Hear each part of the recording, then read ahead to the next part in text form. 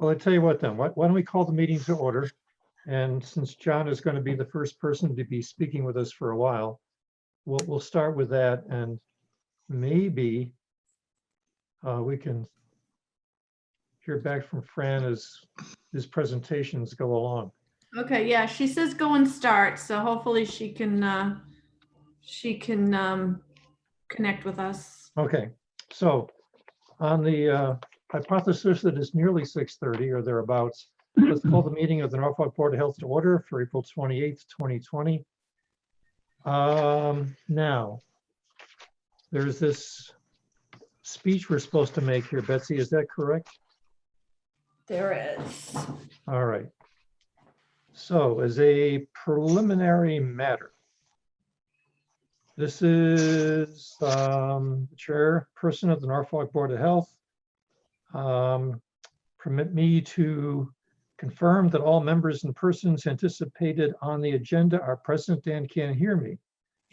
So, members, when I call your name, please respond in the affirmative. All right, so we'll start with Eileen. Yes, I can hear you. Eileen Siegel can hear me.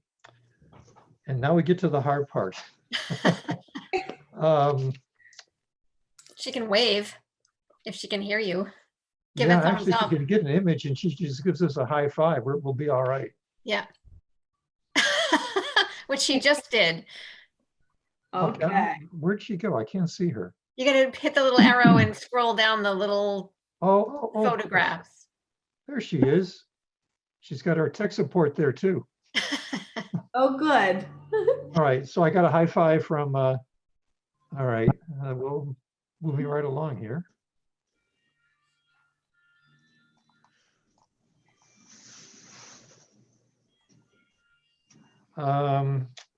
Staff, when I call out your name, please respond in the affirmative. So, Betsy Fijo. I am here. And Wade, are you there? Wade Saucier? Yes, I am. What's your name?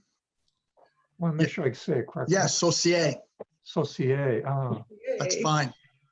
all right then. And anticipated speakers on the agenda. All right, well, here was where we asked Jean Glossa to affirm that he is with us. I am here. All right then. Having done all of that, this open meeting of the Norfolk Board of Health is being conducted remotely, consistent with Governor Baker's executive order of March 12th, 2020, due to the current state of emergency in the Commonwealth due to the outbreak of the COVID-19 virus. In order to mitigate the transmission of the virus, we have been advised and directed by the Commonwealth to suspend public gatherings, and as such, the governor's order suspends the requirement of the open meeting law to have all meetings in a public accessible physical location. Further, all members of, wait a minute, is NCT with us too? Yes. Yes. Okay, I should have asked. I guess that's considered staff, right? So who is It's NCTV Katie. with us? Yep. Where are you? Go down the list. She's there with the NCTV logo. She's muted.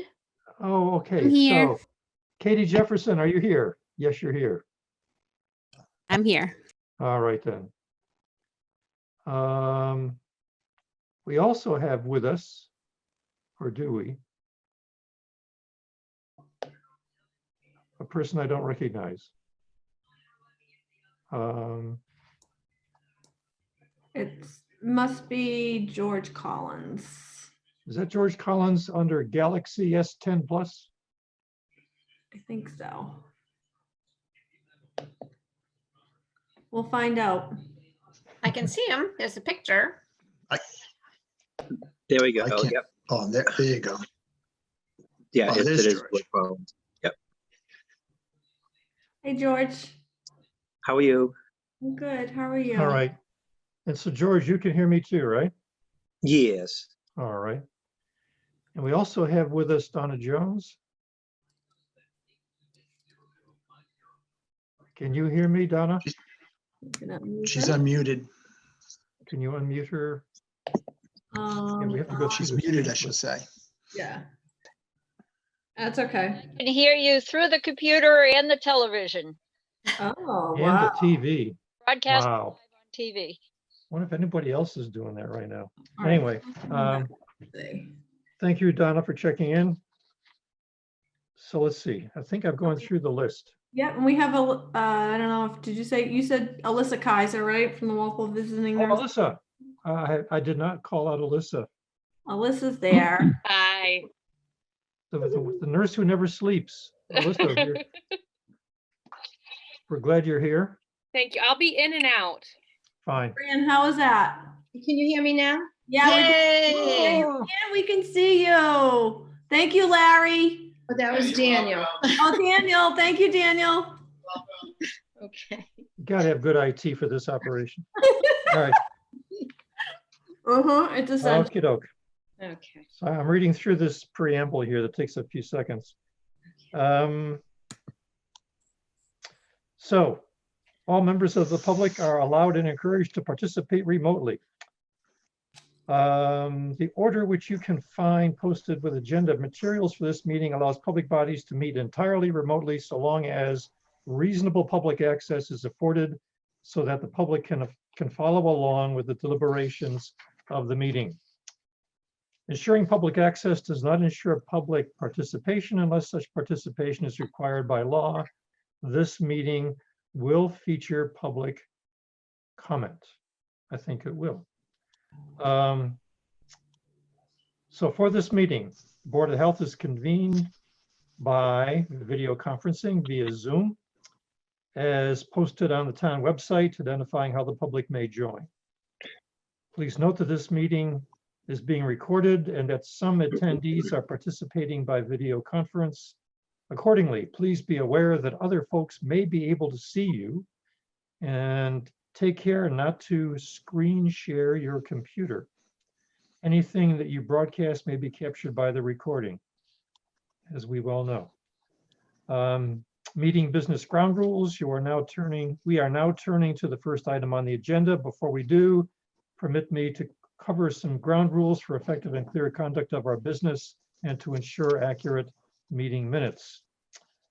So I, Chair Gilbert, will introduce each speaker on the agenda. After they conclude their remarks, I will go down the line of members, inviting each by name to provide any comment, questions, or motions. Please hold until your name is called. Further, please remember to mute your phone or computer when you are not speaking, and please remember to speak clearly and in a way that helps generate accurate minutes. All votes will be done in a modified roll call vote, where instead of just going down the line, the host will call on members for their roll call votes. All right. So with that behind us, I think we're back to the first item on the agenda. Actually, the first two items are going to involve a participant who is not a member of the board or the staff, and that's Mr. John Glossa. So what we're going to be doing first is to have a public hearing to discuss. I'm shuffling through my papers now. A request for variances to our Board of Health regulations. And that requires that I read this preamble, which says a variance hearing from the Norfolk Board of Health Regulations is called to order for 8 Masconomet Avenue. It is my duty to inform the applicant that you will have to provide the Board of Health with data to support your request for a waiver of our requirements, and that if you do not receive the waiver, it will do you manifest injustice. You've also got to show that what you intend to do is environmentally acceptable. So Mr. Glossa, the floor is yours. Thank you, Mr. Chairman. So I'm representing Scott and Tisha Failer, who are the owners of 8 Misconament Avenue in Norfolk. So Misconament Avenue is off of Fruit Street. So if you were heading from Cleveland Street towards Medfield, it's about halfway up the hill there on the right side. And I think they're about the third or fourth house on the right as you're heading down the street. They are in the process of selling their house. In fact, they have it sold. They have a signed purchase and sales agreement. And but prior to them selling it, they contacted a Title V inspector who said that their leach fields failed the Title V inspection because the effluent was above the outlet pipes in the D-box. So they contracted myself to redesign the leach fields for them. And to that end, the first step, or one of the first steps, is to do soil testing. So we do on-the-ground survey, but then after that, we go out and with the Board of Health agent and do soil testing. We dug 2 holes, and we dug 1 perk hole for the purpose of doing a perk test. And while we're waiting and sort of getting ready to dig the second hole, we found that the perk test hole had at least partially filled with groundwater. And so that it made it physically impossible to do a percolation test on the day that we were out there, which was April 7th of 2020. So in this case, the DEP allows an alternative to the normal way that a percolation test is done. And the alternative is that we take 2 samples of soil, we bring them to a lab. We use Filch Engineering, who are out of Cranston, Rhode Island. They actually bought GZA's lab maybe 8 or 9 or 10 years ago. And this is pretty much one of their staples, and one of the things they do is sample and test materials. So we brought the sieve there, and they came back and said that the underlying soil is loamy sands. And we go back to Title V, to the procedure, and we find that for loamy sands, it's a long-term acceptance rate of 0.66 gallons per day per square foot, which translates into an 8-minute an inch perk rate. So using an 8-minute an inch perk rate, we designed a Presby system. We're able to use the existing tank and get into the Presby system, get the effluent into the Presby system by gravity.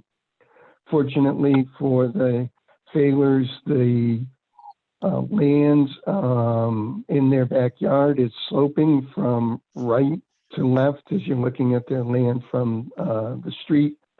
So the left side being low enough so that, and that was the location, obviously, of the soil testing, low enough that we were able to design a system at that location and by gravity using the existing septic tank. So that is the request. So the request is to allow the soil absorption system to be designed and constructed without a perk test. That's and this is as allowed by DEP policy. So without this, they would not be able to, without the granting of this waiver or variance, they would not be able to sell their house. So that would be a manifest injustice. And as far as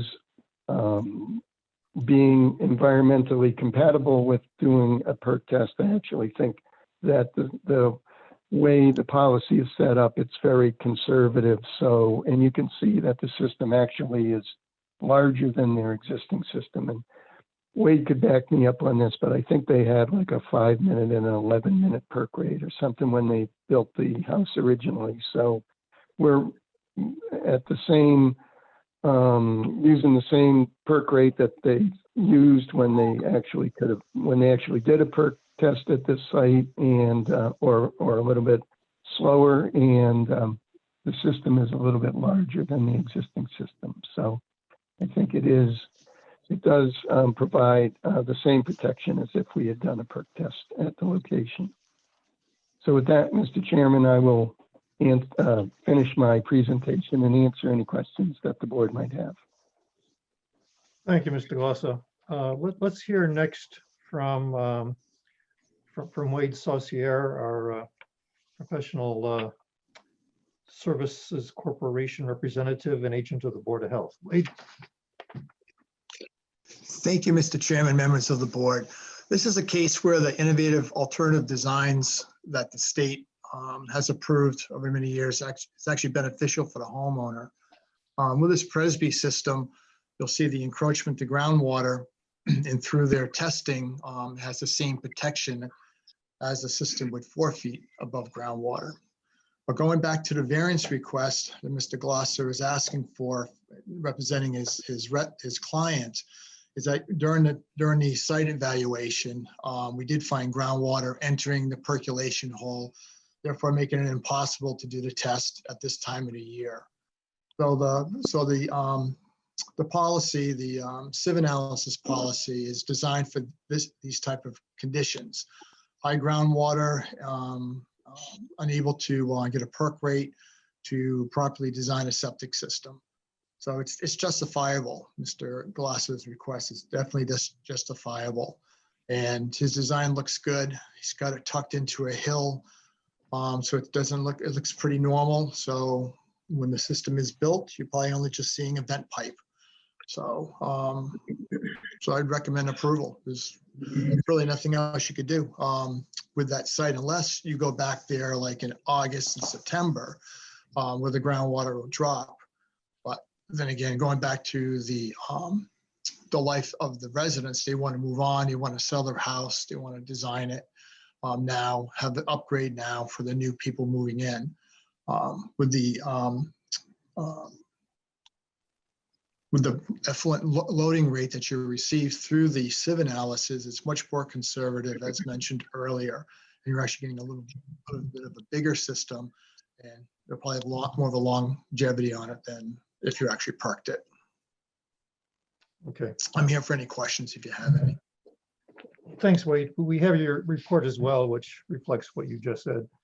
Are there any questions from the board, Fran or Eileen? Nope. Okay.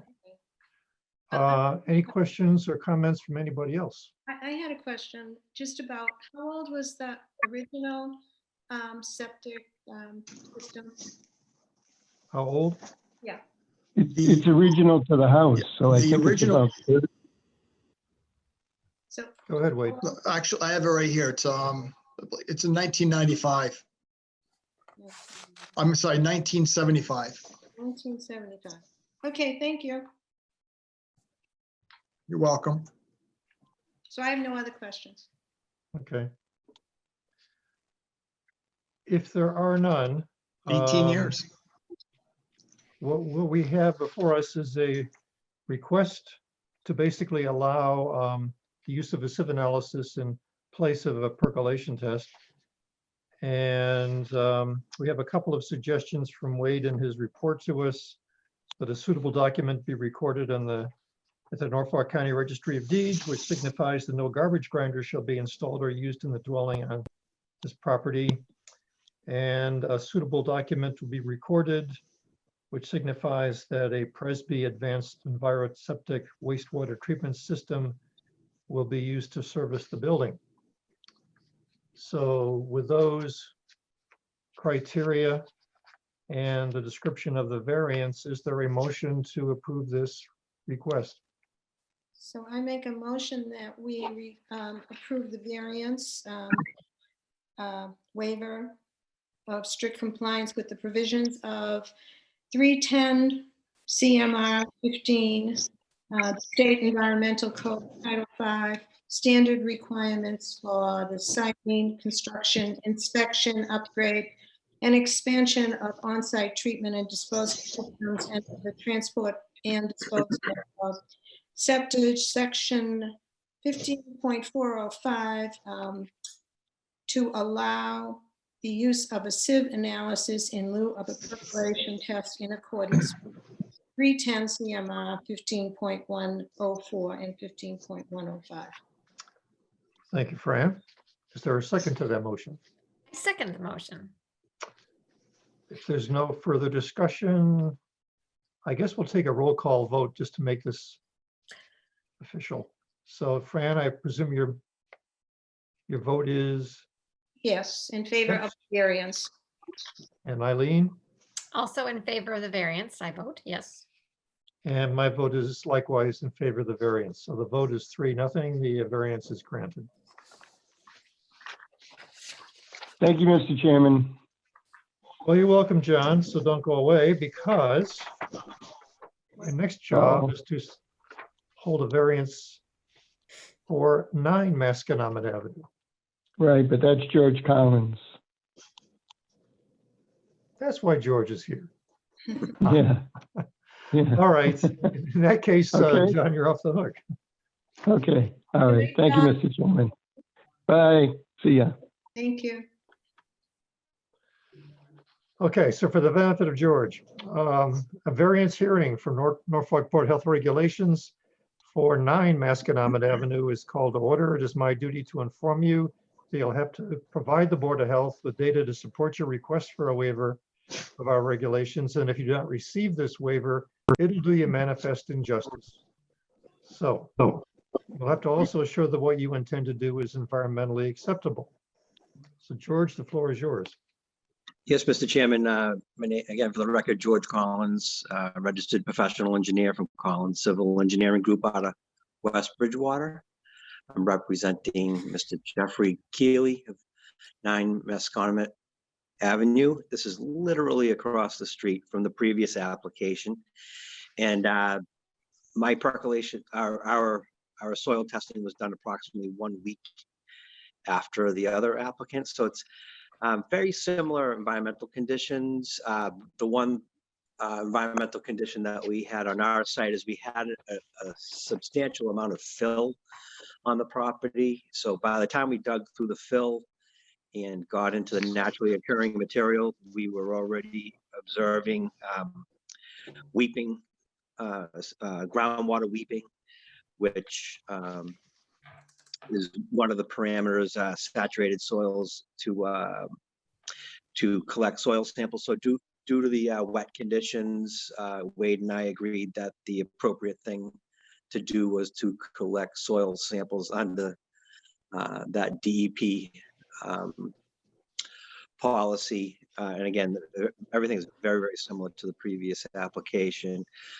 We are meeting all the other requirements of the code, in particular groundwater separation. And we are putting in a new 2-compartment septic tank. And my client, although the house is not on the market right now, the intent is to put it on the market immediately and to do the work immediately. So basically, like Wade said, in some cases you can get a perk rate, but during a drier time of the year. But these people do want to put in the new septic system and sell the house within the next month or two. So to delay that process to wait for drier conditions would be manifestly unjust. And as I previously stated, we do meet and or exceed all the standard Title V requirements. I'd be more than happy to answer any questions that the board or Wade may have. Well, let's start with Wade. Do you have any questions? Well, thank you. Well, I just want to add something on about Mr. Collins' request. Not only groundwater interference was involved, but also a safety concern was involved too. This particular lot had a lot of fill on top of the natural grade. So Mr. Collins would probably have to go into a hole 72 inches deep or deeper, which would have been in violation of OSHA, would have been very dangerous for him. The fill had large rocks and boulders in it. So for sieve analysis, it's also environmental conditions as well as safety conditions. So that groundwater in combination of the depth of the perk elevation is the need for this sieve analysis. So other than that, it's the same process, same theory involved. Perk test wasn't established due to environmental conditions / safety conditions. And for him to continue on, even if you went off season, you would still have that depth problem. So this is a little more severe than across the street.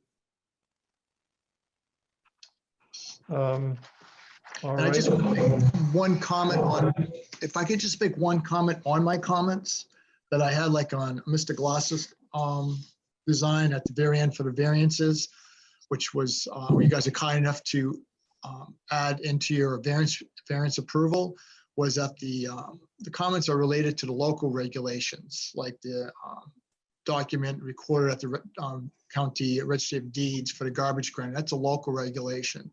And the suitable document recorded regarding the IA system, they recorded in the D2, that's part of the certification approval from that particular system, the Presby system. Those recommendations came from the state code and local code. It's not something I just made up. Just want to clarify that, I guess, in the meeting. Okay. And in this particular site, Mr. Collins and his clients taking advantage of your scheduled meeting. So the application hasn't really come into the office yet. George and I did discuss what he was going to do out in the backyard. He's a professional engineer. I've worked with him for many years. He feels very comfortable that he can get a system in without any other variances. So he went ahead asking for this variance. With the risk, if he needs another variance, he'd have to come back to the board. This is more a time-sensitive situation for him and his clients. So that's why the recommendations for this particular one is a little more vague than the other one, where I'm just talking about technical review, recommending there's no increase of bedrooms, so it doesn't stay as a new construction, it still stays as a repair. And if he doesn't include a garbage grinder, then the garbage grinder would need to be a deed restriction replaced on property if there's no garbage grinder in the design. Okay, so you're That's all. still waiting for a final design then, is that correct? We're actually waiting for the whole packet, which also includes a sieve analysis and the septic design too. And excuse me, Wade, we So we haven't received anything. now, did you receive because the plan is actually shown on. yeah. I did send a PDF of the design. Well, that's true. And you know, we You did, but I didn't receive the packet. Okay, yes, yeah. So we do have it digitally, and I do not request any additional variances, just, you know, just for your information. Okay. For the board in particular. So the design is up in front of us? Is Oh, that yeah. what we're looking at? Yes, yes. So this design in front of us. Yes, is in but fact the final I design. personally, Say again, Wade? yeah, when I wrote my peer review, I didn't have anything in front of me. Okay, The information came after the letter was submitted, so. All right, so So what I we're didn't have looking time at to take a tonight, look at it. what we're seeing on the screen right now, you hadn't seen before. Is that correct? Yeah, yes, this is pretty blurry. I know it came to me electronically, but I didn't take a look at it. And I did talk to Betsy today about the application coming in, and I told her I'd look at it after the board meeting. All right.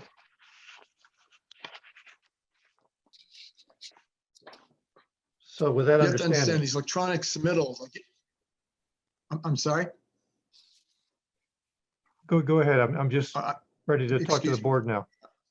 Oh, okay. No, go ahead. I'm good. I'm good. All right. So other questions from the board? No, I have no questions. No, I have no questions, as long as we have agreement that if we approve the variance, then it all is dependent on Wade's approval of the design plan and that there'll be no increase in bedrooms and that there'll be a permit. Right. So that's fine with me.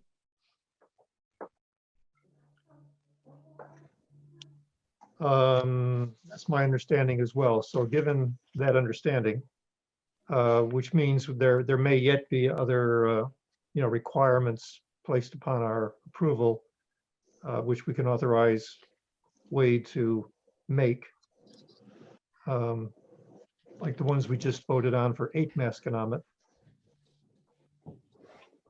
That's my understanding, right? Right, Wade? Well, correct. If you approve the sieve analysis to take the place of a percolation test, then a permit can go ahead with the review.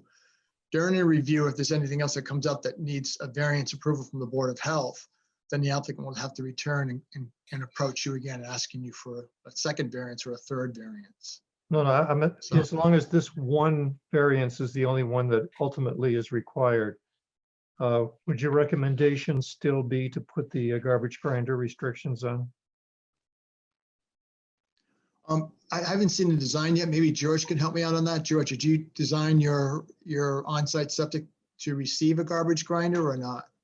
No, it is not. The intent is to record a deed restriction referencing no garbage disposal is allowed. Okay.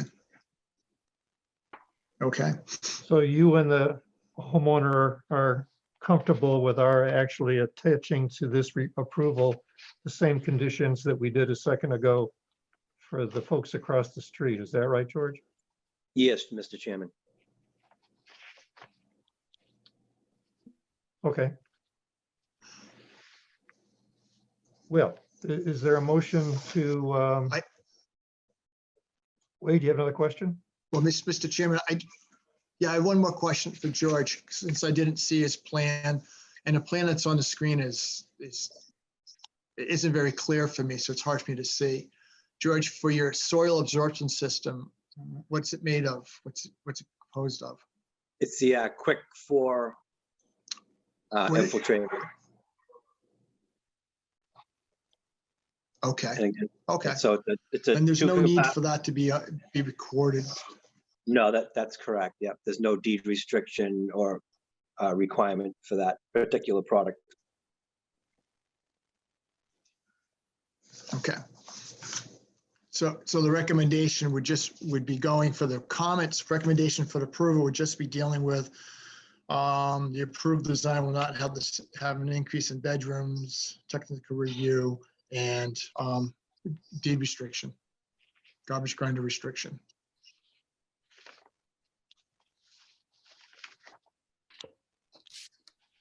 All right, so if there are no other questions from the members of the board, is there a motion to grant a variance based upon those requirements? A variance from the use of sieve analysis in lieu of the percolation test. Eileen, you want to take a shot at that one? I knew that it might be my turn. Well, it kind of is, yeah. Yeah, so I make a motion that the variance request, which is a waiver of strict compliance with the provisions of 310 CMR 15.000, the State Environmental Code, Title V, Standard Requirements for the Siting, Construction, Inspection, Upgrade, and Expansion of On-Site Treatment and Disposal Systems, and for the Transport and Disposal of Septage, Section 15.405, Contents of Local Upgrade Approval, 1I, to allow the use of a sieve analysis in lieu of a percolation test in accordance with 310 CMR 15.104 and 15.105. That was- And with the requirements we have just discussed. Yes, with the requirements of no garbage grinder recorded at the Norfolk County Registry of Deeds, as well as the approved design will not have an increase in bedrooms, and there will be a technical review prior to permit approval. Is there a motion to, yes, is there a second to that motion? A second? Further discussion? If not, all those in favor, I just say aye. Aye. I saw the ayes. The motion carries 3-0. So the variance is approved. Thank you very much, Mr. Chairman, and thank you for your help, Wade. Thank you, George. No problem. Have a good night. And you too, Betsy. Thank All you right, for your help. take care. We'll talk to you soon. Bye-bye. Take care. All right. That takes care of our public hearings for tonight.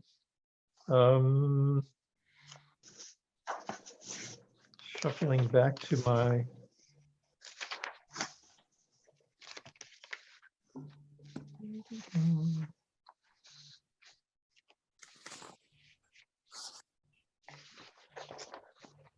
next on the agenda, let's first of all consider the minutes from the meeting of April the 2nd.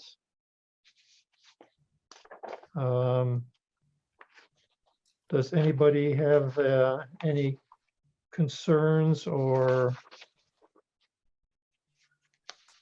changes for those minutes? I don't have any. Nope. Eileen? I have only one, and it's a very minor one. At the top of the third page, we're referencing the town administrator, but we're calling her Ms. Robison, I guess, but there's an N missing from her name. I'll change that. So if you just plug that in and everything else looks good. Thank you. So is there a motion to approve as amended? I make a motion that we approve the minutes of the April 2nd, 2020 Board of Health meeting as amended. Second? I second that motion. Absent further discussion, all those in favor, please say aye. Aye. Aye. And the minutes are approved unanimously. Next.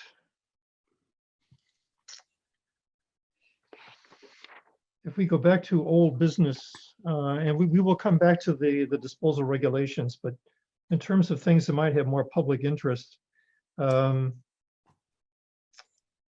So, Tom, Blythe wanted me to text her when we were gonna hop on the COVID-19 discussion. So I think, is that where we're headed? well, we have the signage too, I suppose, unless we have finally decided what the signage is going to be. I see there's another image of a sign in here. What is our sign status?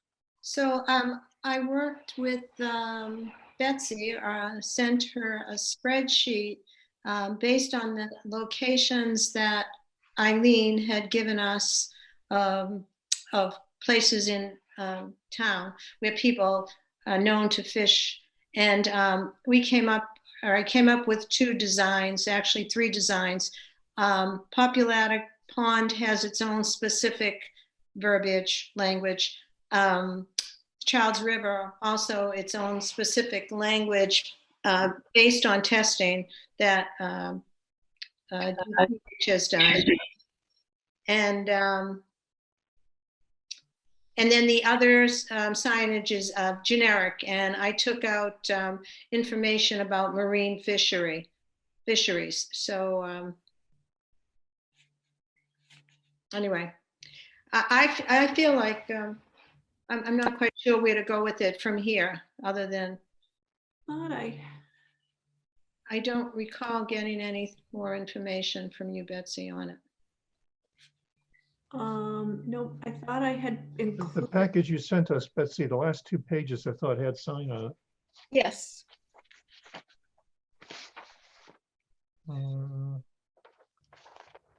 Something like this. Is that the old one that has marine Yes. information? Yeah, So I had modified that and okay. taken out that language and sent Betsy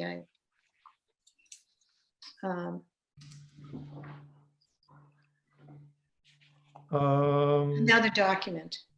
Let's see. Do you have anything, Betsy, like that? Hold on one second. Blythe is looking for the meeting ID and I am having a hard time finding it. So bear with me for a sec. Okay, go ahead.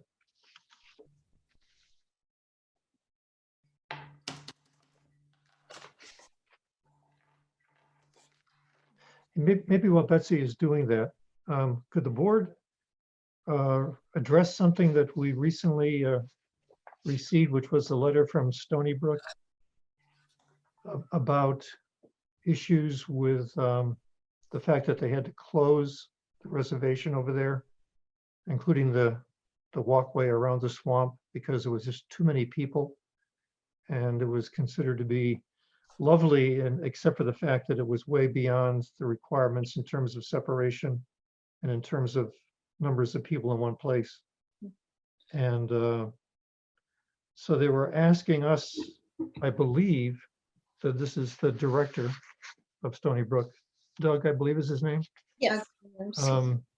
to give us or give them our thoughts on should Stony Brook be opened for passive recreational purposes. I think Mass Audubon closed all their properties. They did, All right, and so did places like trustees of the reservations. right. My comment back to Betsy today was the problem with, I certainly understand the problem of people wanting to walk and spend time outdoors and enjoying nature because there literally is nothing else to do at this moment in time. Sadly, there are many places in town or in the surrounding communities that have also been closed. So there's a couple places in Rentham that have been closed down, Wallamonapog, and some of the other places along that road I don't know the name of, that goes down to Target on both sides. They've put some yellow tape up. There's a police officer there. So we're basically crowding everybody into the last remaining spots that there are to walk. So on one hand, I think keeping as many places open as possible for people to get outside and do stuff is really important. On the other hand, Doug seemed, very concerned about what he was seeing in terms of so many people using the property and also using it without regard to whatever rules that they had in place. So that's a difficult question. Yeah, Yeah, I feel the same way that it's a beautiful space, and I've used it so much over the years, but they don't have, Stony Brook doesn't have the manpower to monitor mhm, the property all the time. Even there are just 2 full-time people right now, and people can come in all hours of the day and night. So I don't know what the right answer is, actually, other than the fact that a lot of the property is also owned by DCR. So it's a Stony Brook. I'm pretty sure the building belongs to Mass Audubon, but a lot of the property is DCR. And if the state is saying the it's the beach, Bristol Lake Reservation. is yeah, what it so is. if the beaches are closed and that's what our governor has told us, then Yeah, I think there was anticipation that perhaps there might be a relaxation of that, but the issue of it's like an attractive nuisance almost, in that it has so many people who would love to be there, and where else you're going to go? And these days, it's this kind of diabolical catch-22. Yeah. You really can't win, I think is what Eileen was about to say. Well, the governor said today the executive order is in effect until May 18th. So, Right. yeah. So I don't know what to say. Well, maybe just send along our understanding and condolences, and And we say- should be there walking. Should we do? Well, it's funny. Just a couple of days ago, we were talking about that, saying, "Gee, we haven't been there in a long time. I bet it's really great." This was like on Saturday last weekend. Yeah. I bet we couldn't have gotten in. I mean, it would have been wall Oh, to sure. wall. Yeah. I have not been there, so I don't know if there's tape across the entrances. Yeah. Yeah. I think there is. I think I drove by the other day. Yeah. So I guess his letter was asking for our opinion as to whether or not they should reopen. And I guess if he's looking for our opinion, the consensus that I'm getting from everybody would be, the answer would be no. I think as a Board of Health in the Commonwealth, we should be following the direction of the governor. Yeah. I mean, it's interesting. We have, I go down to Mattapoisett a lot, and the Mattapoisett Land Trust and there's another one called the Sipican Land Trust. They own a lot of property and a lot of bike trails and walking trails. They've kept everything open. You know, I guess it just really depends on the community and the level of use and how people are managing. So it's difficult and it's sad to watch. Yeah, I think in the case of the Mass Audubon sanctuaries, they're just so popular with so many people that, and there's no way to control that, especially if you don't have people there all the time to be directing traffic essentially. Yeah, okay, This I is, guess that's our consensus. So, Donna, did you want to say something? Tom, this is Donna Jones. yes, Donna, Yes, Stony Brook put up tape across the parking lot because all Mass Audubon shut down. The one observation is that the Norfolk recreation spots, the general areas that are just paths, have not been closed, like Campbell Forest. right. That's a good point. So the trails behind the fields are still available, right? Yes. Mhm. You can't play on the field. There are actually signs in the fields. But yes, that walking trail about 1.5 miles around the fields is still open. As is Little Harold Campbell. That's open too. I walk a lot around town. So I can tell you a couple other places I know where to go. Well, now that you've conveyed this to our studio audience, not that we have a studio, I'm not sure about the size of the audience. Maybe you'll have more people walking with you. Anyway, thank you, Donna. All right. So for now, anyway, there is no possibility of walking around places like Stony Brook, and we'll see later on just how it all works out. It'd be lovely if someday in the too distant future it were available again. In the meantime, I see Blythe is with us. And then we need to unmute you. So let's talk a bit about COVID-19. Blythe, did you want to say something? Yeah, I just wanted to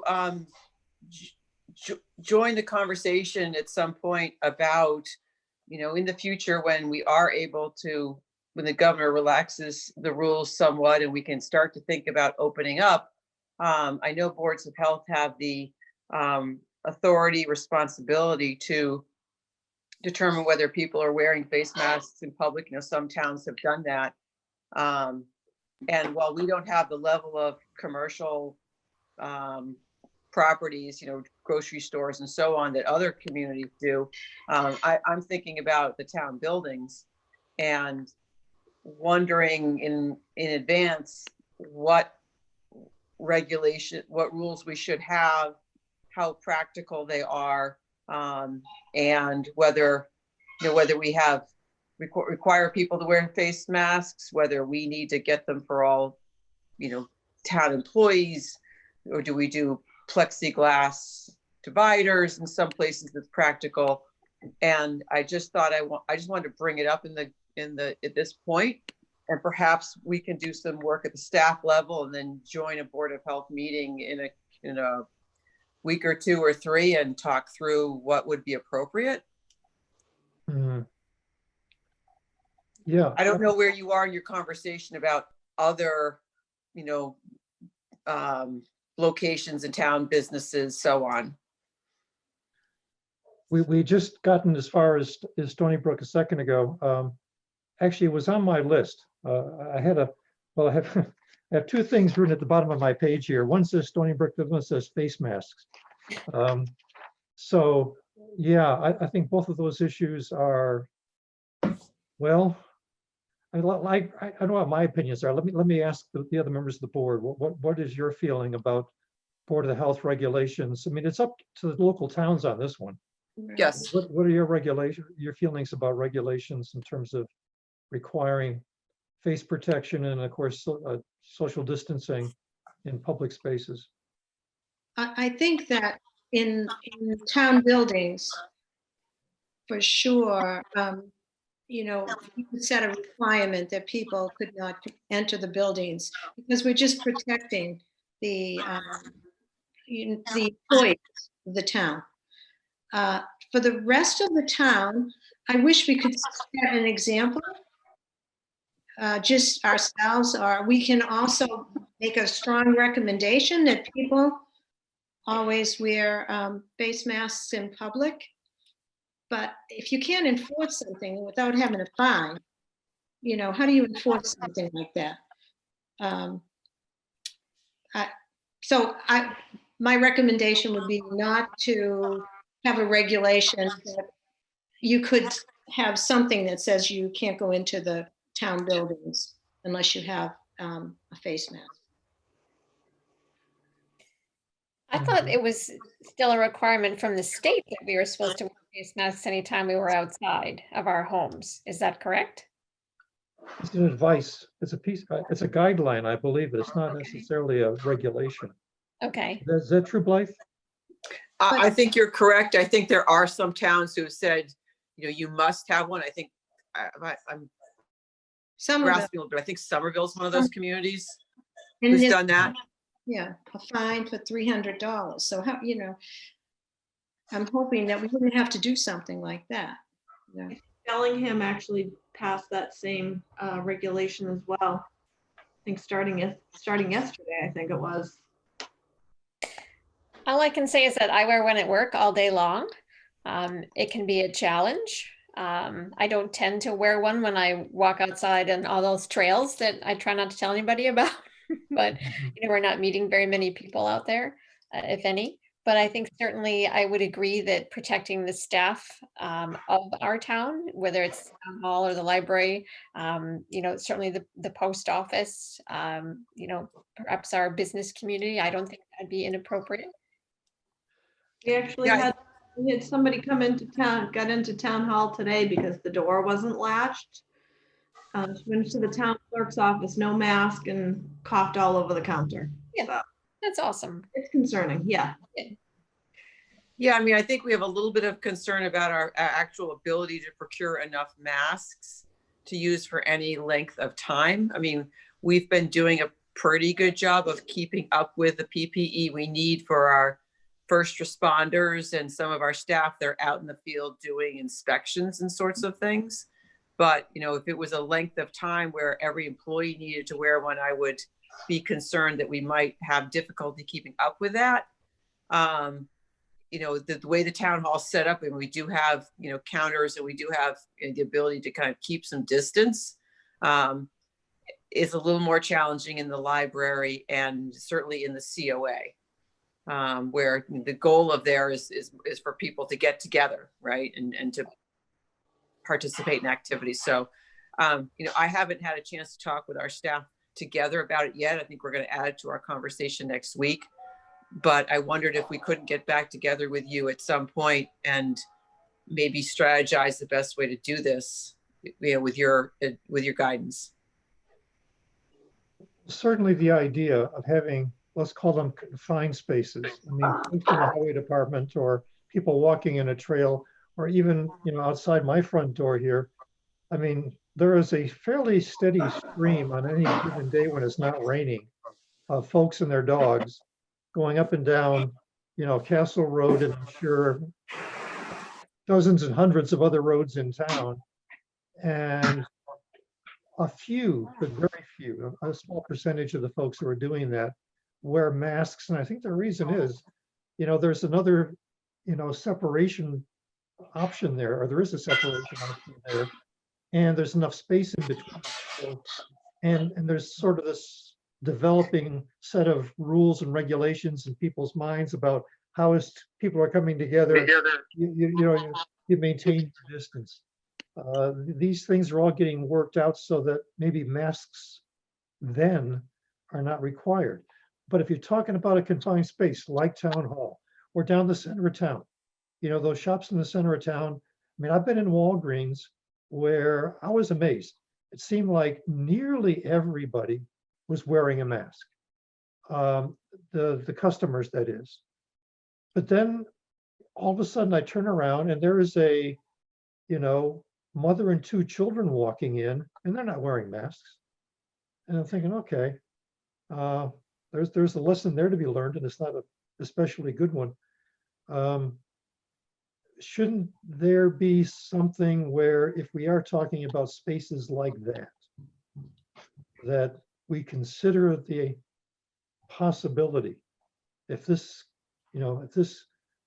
whole scenario is going to continue for another few weeks or even longer, that there ought to be an understanding that under those conditions, you should have a mask on, and as best you can, practice separation. That's where I'm coming from. And that would apply to, I'd say, any store. The variety store, Norfolk Food Mart, Provo's. So are you suggesting that we have a regulation that, Well, not tonight, but we ought to consider it. So maybe the next time we meet, it's on the agenda, because we haven't really had a chance to talk about it much except right now. Well, that's why I'm glad to join the meeting, and I would be happy to get our staff together and come up with some ideas and some things to work through, and then join you at whatever your next meeting is, hopefully before May 18th, if that's when the governor right now possibly might relax the rules. Yeah. We would have it. We're down for the Elvis had 19th. something to say. Yeah. Oh, I was just saying, I agree. I think that people should be wearing masks. When I was out and about, I've seen similar situations, especially children pulling off masks off their parents' face, and people just don't even understand how to use a mask. They're touching it, they're touching their face. It's really scary to watch all of this. So Our next meeting is on the 19th. yeah. So what if we start, doing a lot of like social media, posting about, wearing masks and the proper way to wear masks. And gloves. I notice people in the grocery store, they're wearing gloves, but then they're touching their face. They think that the gloves is some kind of like miracle protective barrier, and they don't have to worry about touching their face or touching anything else. And then they're touching their phone with their, it's just. I don't even take my phone in the grocery store anymore. I do the one gloved hand, the other hand is in my pocket with my credit card, and I do do my cart and shopping with one hand, and I get to the register, and the only time my hand comes out of my pocket is to put my credit card in the slot, and that's it. It goes right back in my pocket, and it's worked. I've done it. It's exactly what I do. I walk in there and I have my car key, my credit card, my mask, my gloves, and I'm in and I'm out. Exactly, and it works great. Board health video for you guys. what about the digital signs that are uptown? Is that what we call them? What do we call those signs that are at the center of town? And then how many do we have? We have 2 now. 2. So couldn't we move them around and have the town of Norfolk strongly recommends that until we can come up with what we're going to do, strongly recommends that anyone in public wear a mask. I mean, we'll have to significantly truncate the words because you can really only put it on 2 or 3 screens, but we can come up with something that says, wear a mask. Be safe, wear a mask. Okay. I mean, and I think that if it gets to be too much, even if people are just walking around, but I think entering stores, entering buildings where you're going to, again, I agree with Tom, in a confined space, I think that's most appropriate. I mean, outside, there's at least enough room to, avoid people by stepping off the sidewalk or whatever, but definitely inside. I think that we may want to discuss the antibody testing. We are starting to receive those results. And there's a lot of confusion around what this means, what people are supposed to be doing. And so right now the state says that if you have the antibody test and you are actually a confirmed case, then you do not need to remain in isolation for 7 days. So if you're a confirmed case in Maven and you get the antibody test, then you're fine, you're free to go. But then if you just had the antibody test, it's considered a probable case. So they're saying to stay home 7 days, isolate, and then your household contacts also need to quarantine. And people are getting very upset. They don't understand why. They said that they thought that this would make them safe.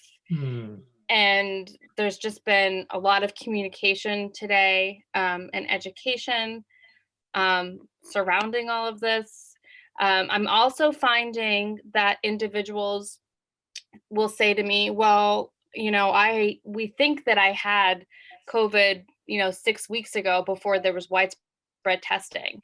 So I think, in that case, I actually put a call out to DPH and they haven't called me back, because if we have a presumptive positive per patient report, whether or not they have to maintain that 7-day isolation.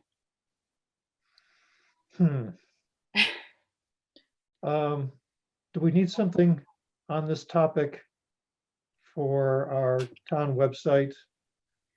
Because I hadn't even thought about this whole complication. I keep thinking of this as a useful data point, but now this becomes a useful data point that has a tail attached to it, which is not the greatest news. If you got to, as soon as you find out that you've got the immunity, guess what? You got to go home for 7 days, just in case. Yeah, and I think that people are they're frustrated. They don't understand, and so from my end, I say to them, look, to stay home for 7 days, as long as you remain asymptomatic, you can resume normal activities. After that 7 days, well, I'm not going to develop symptoms and but I'm at work right now. So I'm concerned. And I think that, this antibody testing is kind of an evolving situation. I think that DPH is probably going to update their guidance at some point. But for now, this is what we're being told. Do you have a feeling, Alyssa, how reliable those tests are? I'm not really sure. I don't think it can really differentiate. Well, I know there's a lot of them out there. From what I understand, a number of them were never actually fully vetted by the FDA before they started being used. They're not FDA approved. All of the ones that I've received today, it says in the paragraph below the test, this is not an FDA approved test. Right. Interesting. So I mean, it's very frustrating, and people are getting very angry. Well, I can certainly understand why. Who knows if they've had antibodies from 6 weeks ago or 3 months ago versus, having to stay home for a week once you test antibody positive. I agree, that really makes no sense. It doesn't make any sense. And where did that come down from? That was from the state? That was from the state, that if they tested positive for the antibodies, then they had to stay home for 7 days unless they were confirmed positive. Unless they were confirmed positive. So I guess I don't understand that distinction. So the PCR test. Yeah. So if they were a confirmed COVID case, then they do not need to stay home for 7 days if they have the antibody, if they are, have the antibody test. So the PCR test is different than the one you're describing? Yeah, the PCR test is an antigen test. But the PCR test, you're saying it was done 2 or 3 weeks ago and it was positive. Is that the scenario? And then now it's 3 weeks later and they've developed antibodies. Yep. So as long as the PCR test, which is an antigen test. The antigen, okay. was positive. I don't know, did they give you any time frame, like a week ago or 2 weeks ago? Or did they? There's no time frame. I mean, because the antibodies develop we have different antibodies at different stages of immunity. Yeah, and so I put another call into DP. I already talked to DPH about the situation once today. I put another call in. It is after hours, so I don't think that they're going to call back because this is not an emergency. But I hope to get a little bit more clarification tomorrow. It'd be interesting to hear what they have to say. Yeah. Yeah, I mean, Alyssa, I hope you will, I'm sure you will, share whatever you can find out about this that makes sense so that we can pass it along to our neighbors via the website, because we need to be able to let them know what's going on. Oh yeah, I'll let Betsy know. So incorporating that into our website, Blythe, for the next update, seem like a reasonable thing to do?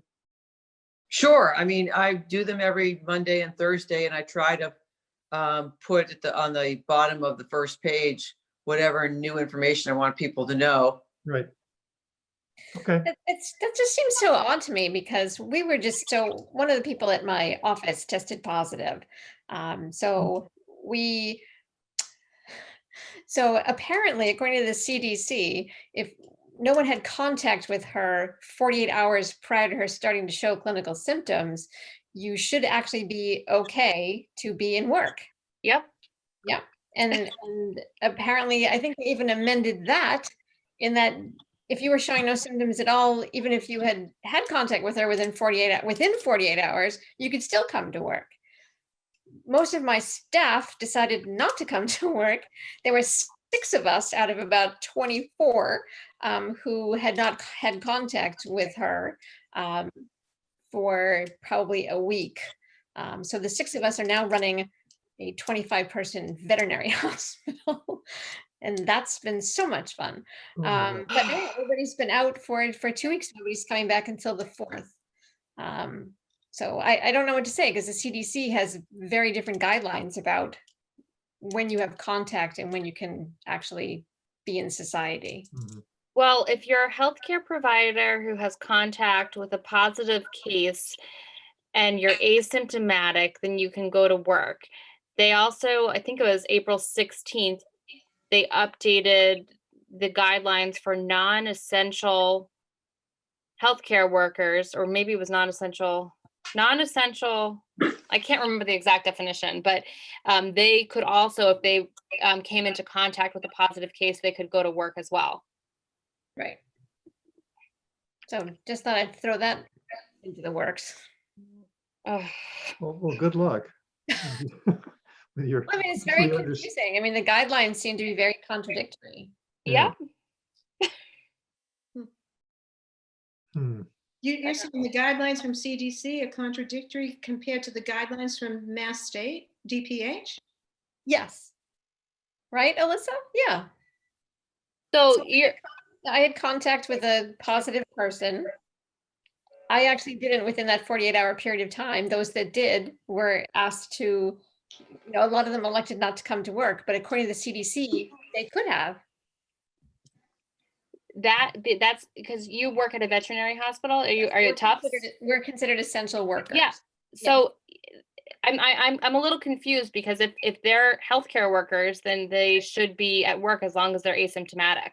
They just have to monitor themselves for symptoms, take their temperature twice a day, and report any symptoms to their manager. Yes. They panicked and fled. I don't think that was, I think that CDC and DPH are on the same wavelength. Anyway. Okay. Sorry. Well, let's hope some of this gets sorted out in a systematic way in the near future. So Alyssa, whatever you can do to enlighten us, please do pass it on, okay? Okay. So do we resolve the issue with the masks in town, or how are we going to? Well, I mean, I thought we were beginning to develop a consensus that on or about the 19th, we ought to have a discussion on at least considering a Board of Health regulation that says if you are in a confined public space, you should be wearing a mask. And to the extent that you're able, maintain social distance. Now, right now, that's just, everybody says you should, but nobody says you have to unless you live in Somerville or Bellingham or one of the other places that has actually put a regulation on the books. But should we do that for not all of town, but for those few public spaces that we do have? I think so, yes. But I'm thinking that we want to wait until May 19th to make a decision like this.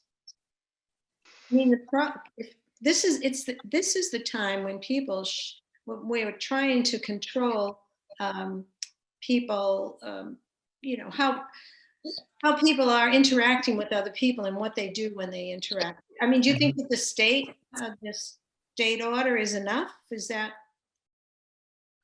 Well, I'm seeing it already happening, but it's just not happening 100%.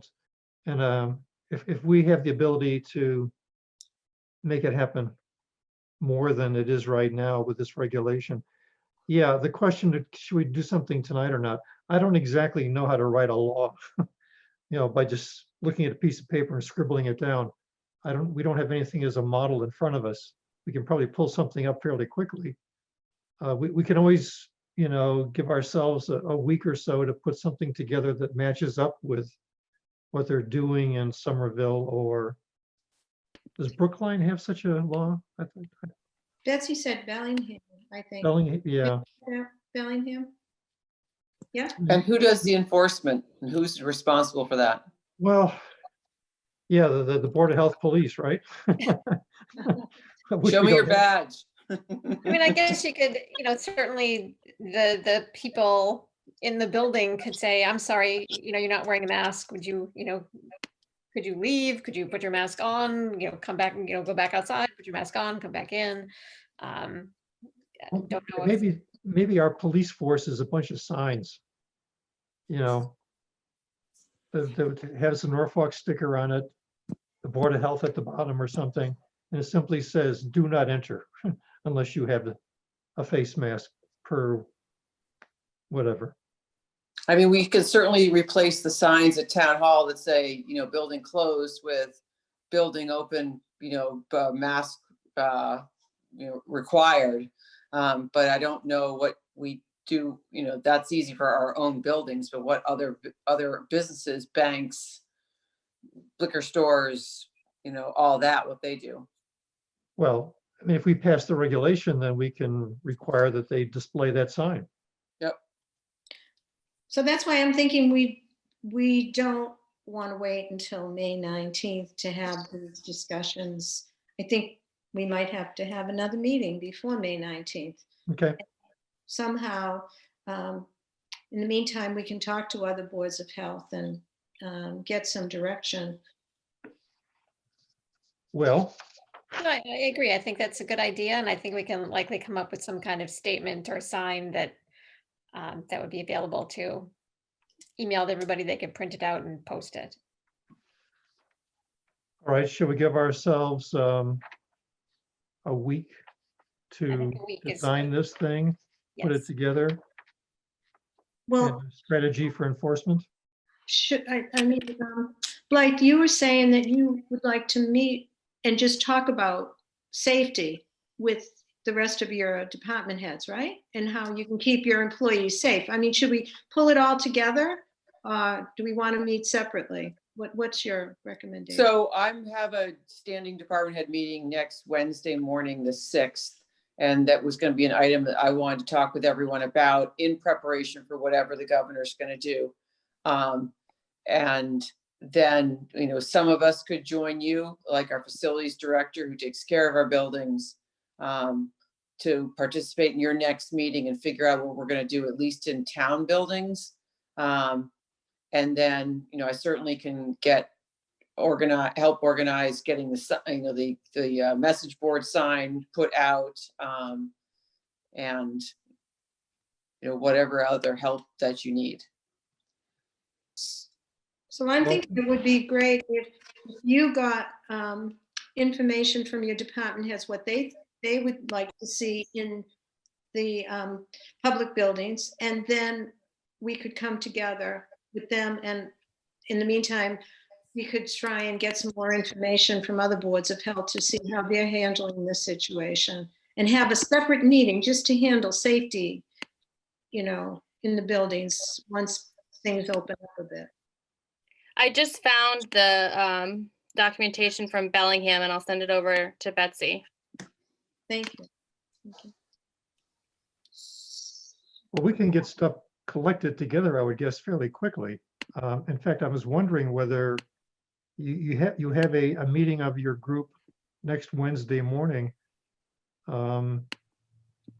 Is there any interest in having a couple of Board of Health members show up to talk about this? Well, it's gonna be a Zoom meeting, so that's easy enough. I mean, show up, yeah. When I say show up, show up like this. You know, 2 dimensions. Sure. I mean, it can only be one of you because there's a 3-member board. Or post it. Or post it, yeah. Yeah, I'm going to be in surgery Wednesday, so I'm out. Oh, all right. Sorry. Do we want to do it when we all can talk to the department heads? Can we do it?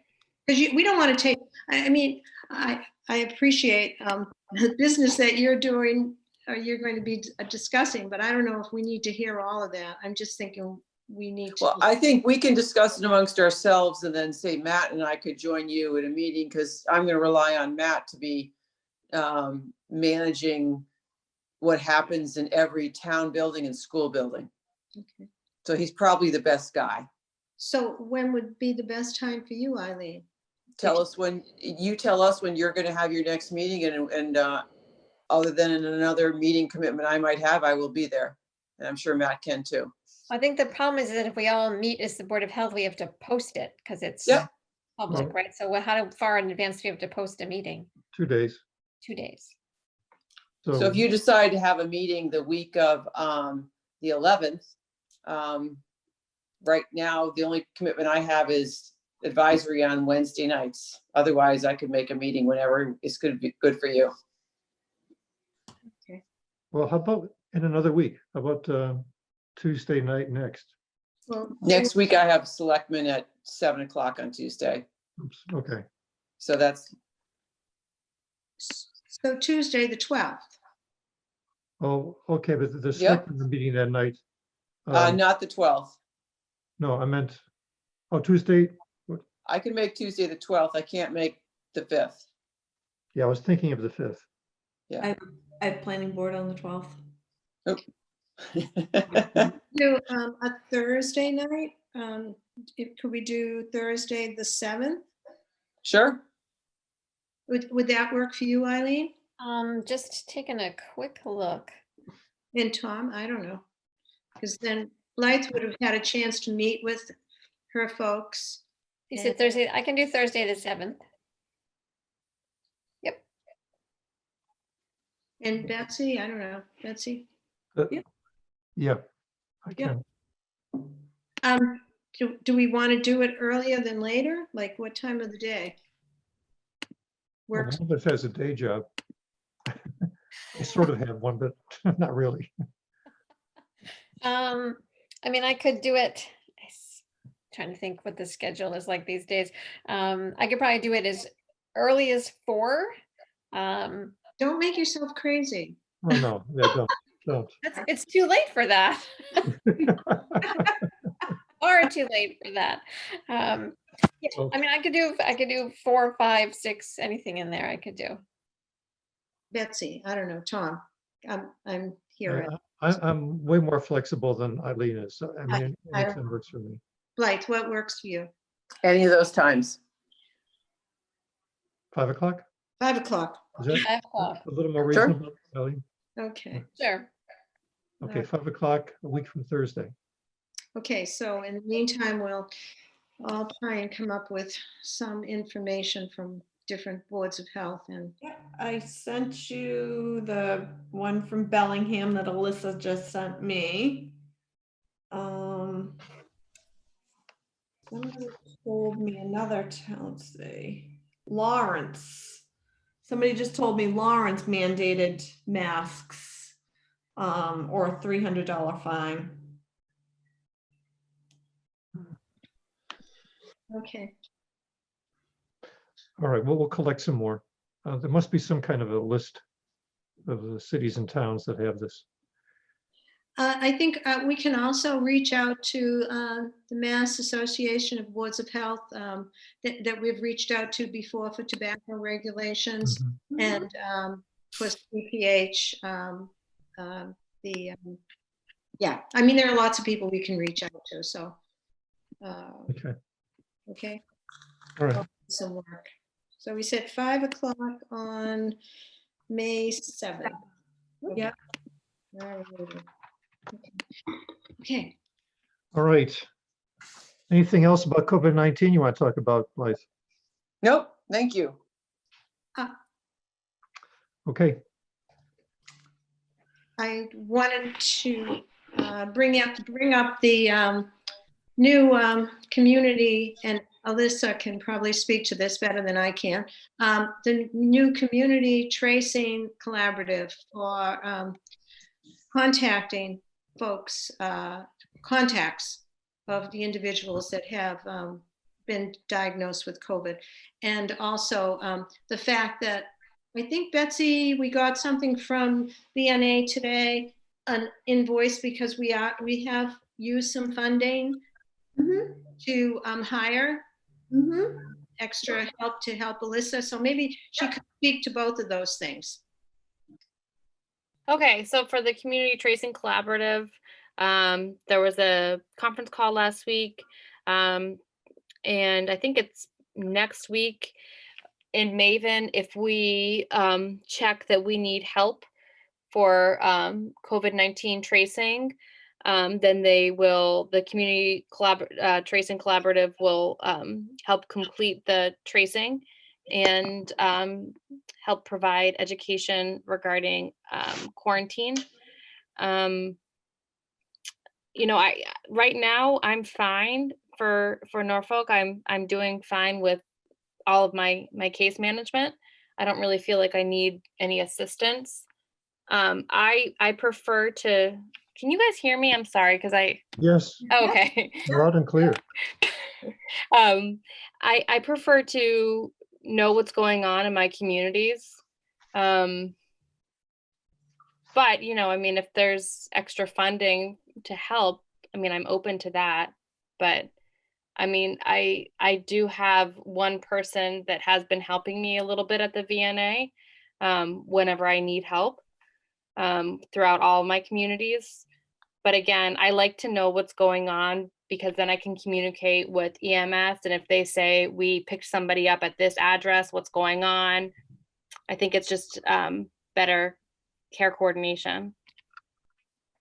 Well, we really appreciate so much that you've done and how you've really kept everybody informed and taken care of the whole community. But we want to reach out to you and make sure that you don't get overworked either. Oh, come on. Yeah, we can help you. So I think the invoice was that we received. Do we need more? I mean, will we need more funding, Betsy? Do we have any more money? Because I think they would. We're good at the moment. So we're able to get from Mass Health Officers Association a grant for $9,000. So I think we're in good shape. I was able to pay the bill from Walpole Visiting Nurse Association, which which is great. So we have extra money there. So, I think we seem to be in good shape, and, Alyssa and I have been working pretty closely together. So. Well, from what I heard on the call, it sounds like for each person that is positive, there'll be about 10 people that would be close contacts that people will be calling up. And, but I wasn't sure if you are the one that does that, Alyssa, or will the collaborative provide us with an individual that will do that? So there's, and I can try to find the email, but I know that there's one person that kind of would oversee our community. And I got an email from that individual. I just don't remember. But I think, you know, if you check that box, they'll do the tracing. And again, you know, right now, I would rather do it myself just because I monitor my cases pretty frequently. I'm in touch with them 3 times a week. And then with their contacts, I'm in touch with, I mean, the state says you really only need to contact them at the beginning of their quarantine, at the end of their quarantine. But I've found that it's better to be in communication with the contacts because sometimes they do develop symptoms. And at this point, because everybody has been in quarantine, you know, we're all supposed to be staying home. There hasn't been, you know, lists of like 60 to 100 contacts. I had that in the beginning and it was just outrageous. But now, you know, it's usually 2, 3 contacts, maybe 6. Okay, great, super. Well, just know that we're here to help you. Oh, thank you. Okay, all right. Are we done COVID for a little while? I just had one comment. I actually had somebody reach out to me today and commend us for the town for doing such a great job at keeping the residents informed. So, you know, I want to thank Elizabeth on the MRC. She's been helping me keep the MRC Facebook page updated, and you know, we're posting the town's twice a week updates and the daily MEMA updates and sharing those on the Norfolk community page. So anyway, so I wanted you guys to know that somebody did tell me we're doing a great job. Speaking of MRC, that's next on the list. Are there any updates, Fran? No, I mean, other than we, Betsy and myself continue to get updates from our regional MRC coordinator, and that person tells us that these communities can use help, and that's the kind of stuff that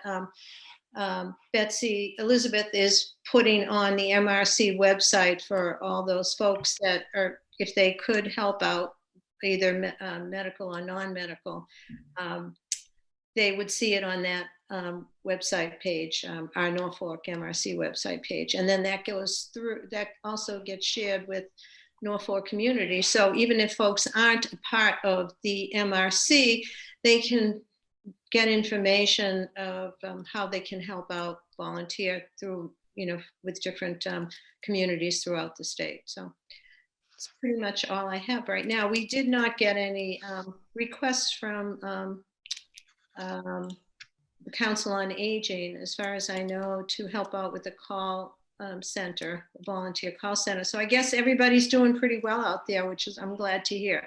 Yeah, me too. I had signed up for that. I'd been talking to Sherry about potentially collecting some more non-perishable food items for the food bank. I talked to Barry at the DPW, who said not a problem if we wanted to put out some kind of collection bin there for food. I haven't done it because I checked with Sherry and she said that the food bank she thought was pretty well stocked at this point. So my question would be, if potentially a vaccine is produced in the next few months, do you think that the boards of health would be asked to utilize some mass vaccination plan like Fran put up and did? Is that something that we might see on the horizon? I don't know if that's a possibility. I don't know if, you know, the state has any plans for that, or whether everybody just goes to their own doctor or you go to the CVS Minute Clinic. I thought that would be an interesting question. I think we'd be ready for it. Yeah. Because we I think your time frame is a little optimistic on the other yeah. hand. Yes, that's another very true. year, But let's say it's not for 6 months or 12 months, it would still be Yeah. something that would be, you know, if we're trying to get people vaccinated, you know, as many as possible, as quickly as possible. I think that, you know. Yep. I think we still have work to do on our emergency dispensing site clinic, for sure. I think we have collected a lot of information throughout this process that will be really helpful, but we don't have it in black and white on a piece of paper complete. And I think that's really something that we need to do, even if it were something like not necessarily the vaccine, but maybe antibody testing. And I'm not quite sure if people would come to a center and had blood drawn. I don't know how they're doing the antibody test, Alyssa. Do you know? Is it a? They're doing the blood draws. So, you know, that would be a lot more complicated than just giving someone a vaccine, but it's still a possibility. I mean, this is all new frontier, but we need to be thinking about this. Yeah. You know. I think that we're definitely going to have to push the flu clinic this year, because if we have a bad flu season, we still don't have treatment for this. It's going to be really tough on the hospitals. Yeah. Well, I can tell you that I got my flu vaccine at the clinic, but I did get the flu in February. And it was tested positive for type A. So I wish I could say it was going to be a better vaccine in this October, but I will still get it again if we set up the flu clinic. Or when we do. Not if, we're going to. Anyway. All right. We have a couple other items to take care of. Well, one, we owe Wade some response to his submission. Before that, we've got a meeting coming up a week from Thursday. Do you want to leave the 19th on our schedule anyway? I think we should. Okay. Yeah, I actually have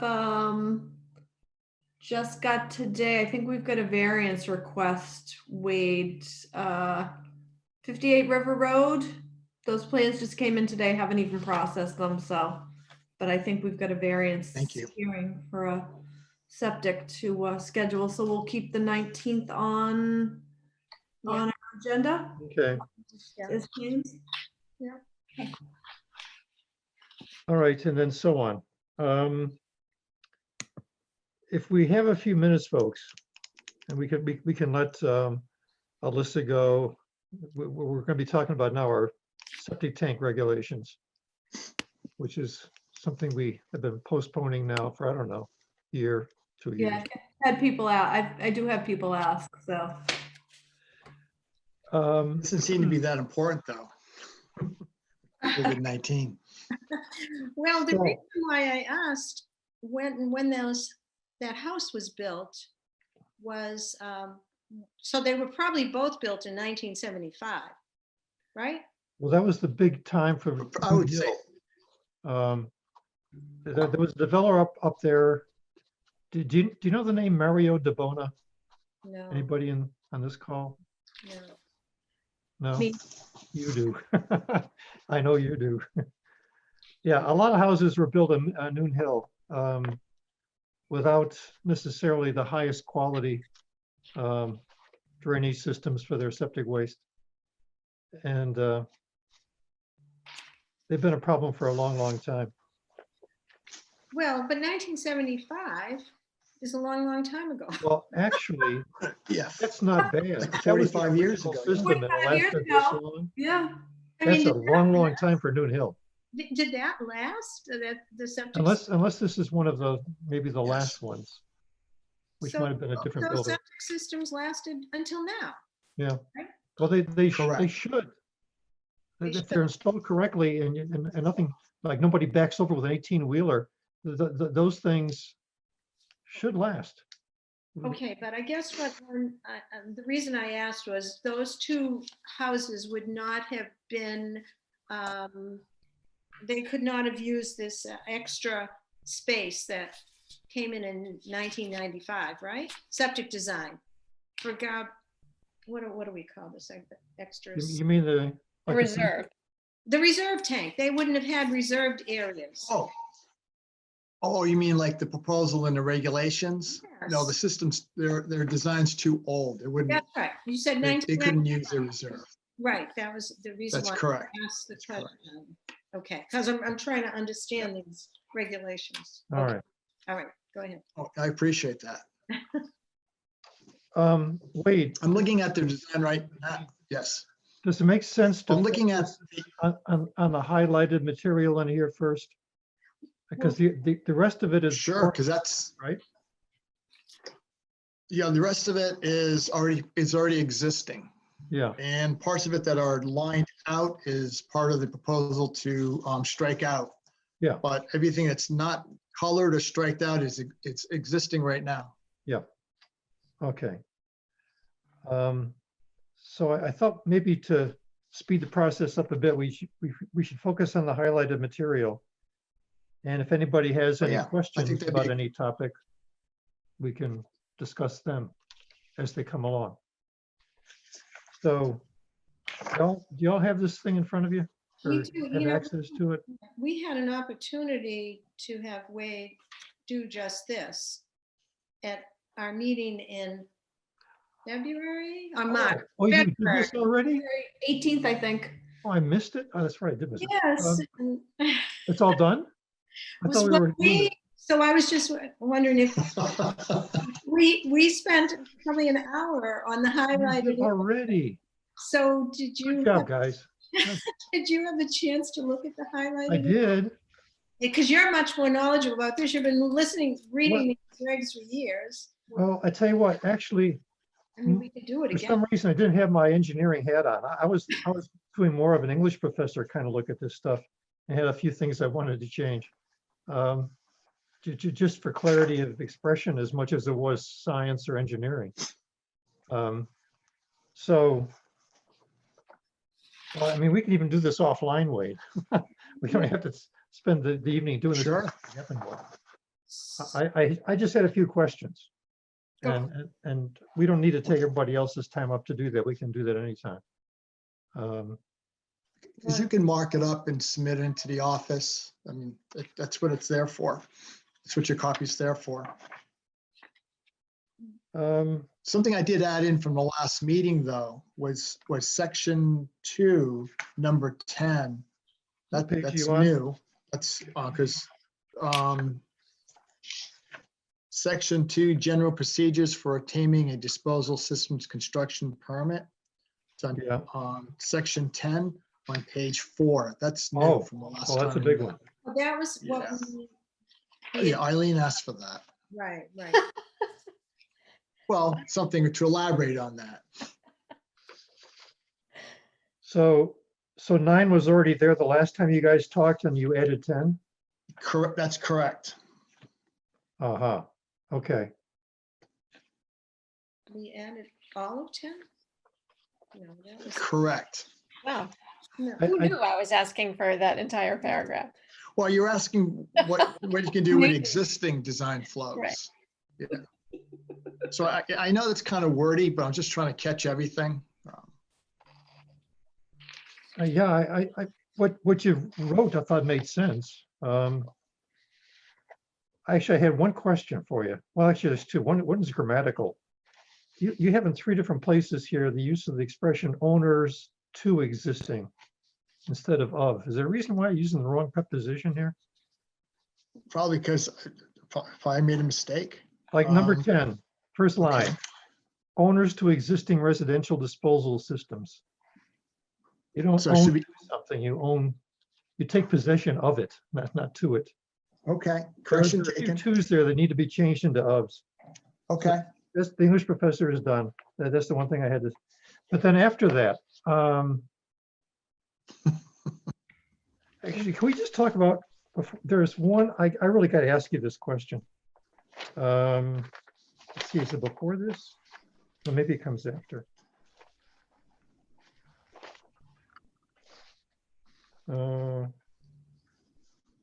No, it's on page 2. You're on page 4 there. I have a page 2 question I got to ask. sure.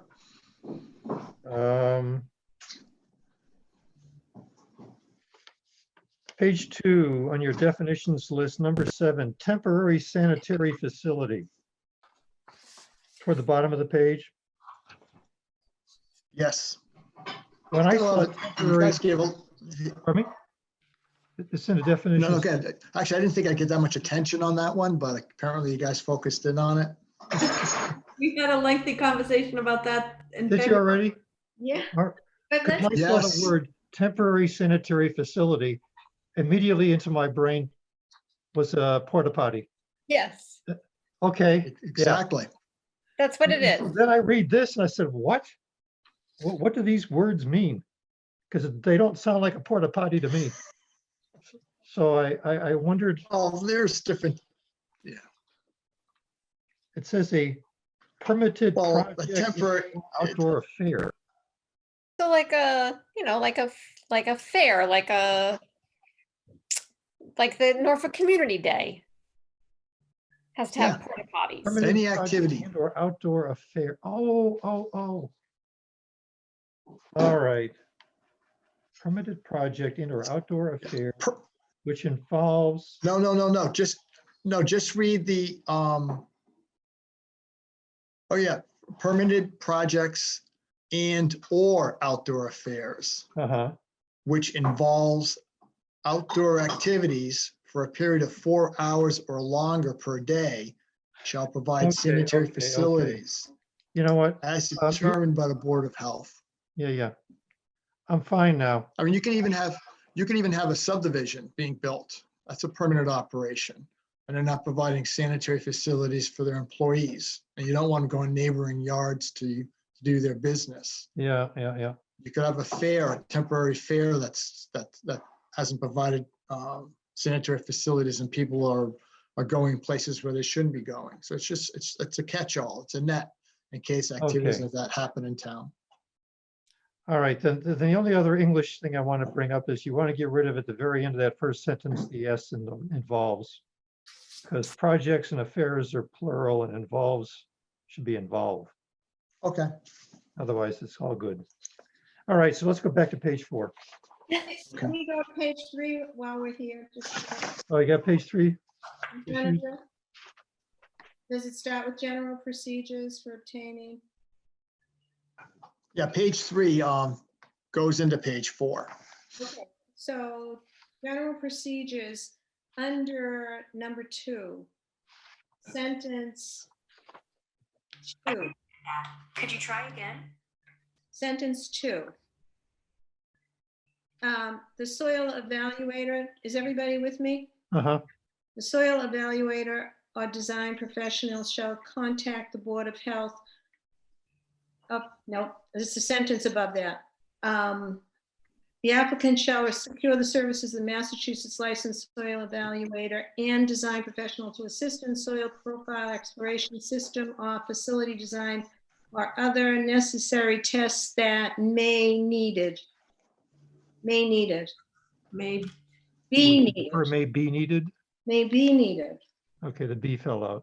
Do you see that, Wade? No, what page are you on? I'm lost. 3. Page 3, number Page 2, the third line down.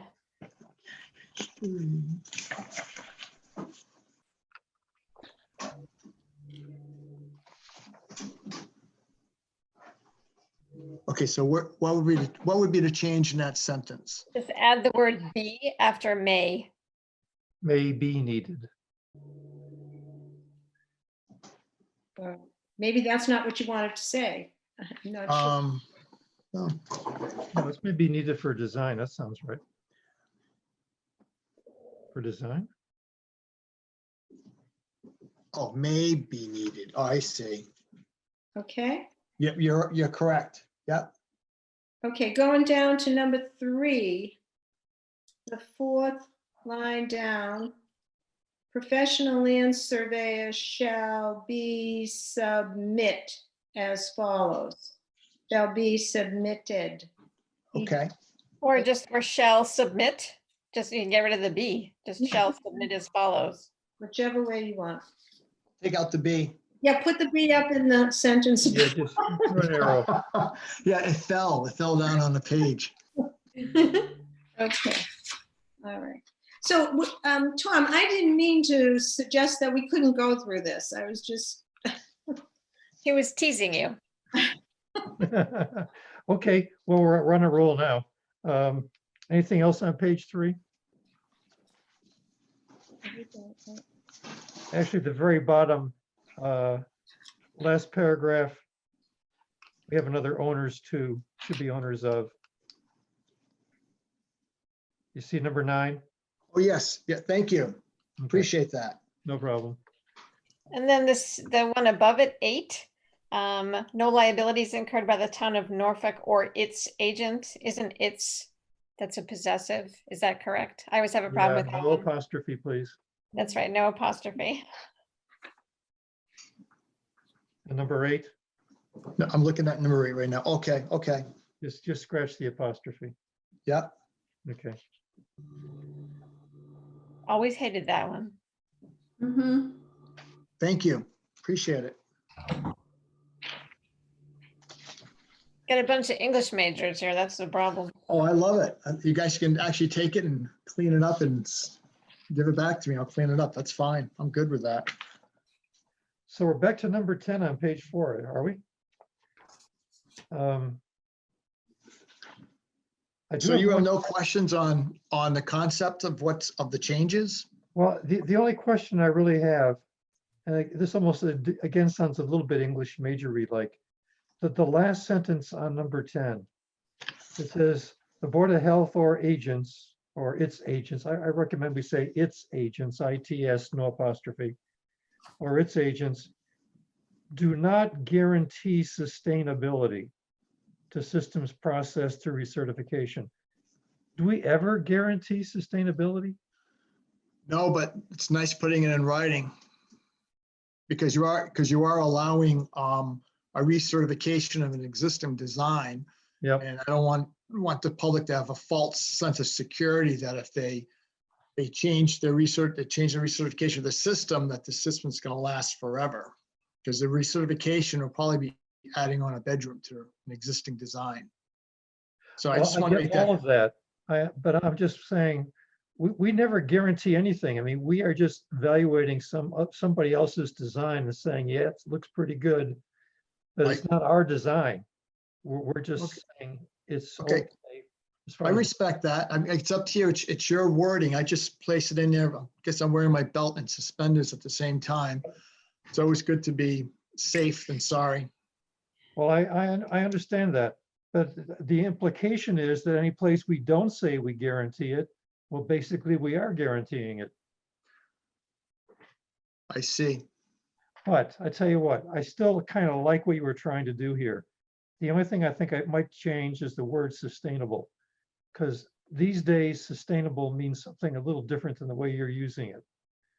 And so what I suggest is we just say, do not guarantee. How about reliability? Or something else you can substitute for the word reliable. I mean, what you're saying is it's not going to last forever, right? Correct. Not that Well- anything ever does. So if you feel the need to simply, because of the sort of tenuous nature of this certification process, to somehow qualify it. Let me think about that, because you have a good point there. I mean, plan A for me would be to get rid of the last sentence. Because then you haven't even addressed it in any stretch, what it means for us to say, yep, that's a great design. We put our stamp of approval on it, we guarantee it. That's not how the system works. The liability goes to the person who designed it, not to the Board of Health. I think I agreed you on that. Let's strike it. I think you're right, Tom.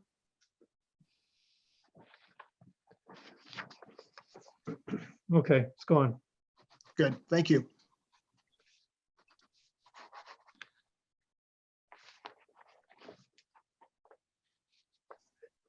So 10 was a big addition. Does anybody else have anything on it they don't like?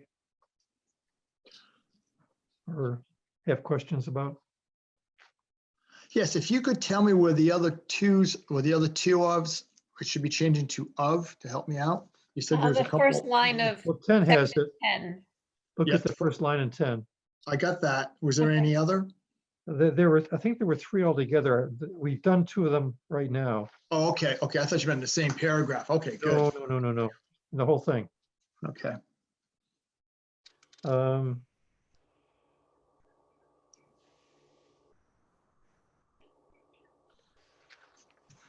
if we're okay on 10, I do have something, a small thing on the next yellow part, which is 2 paragraphs down. It's just a suggestion to reorder the sentence a little bit. The sentence begins, applications for new construction to determine maximum groundwater. I think it makes more sense if you say, for new construction, comma, applications to determine maximum groundwater shall be submitted.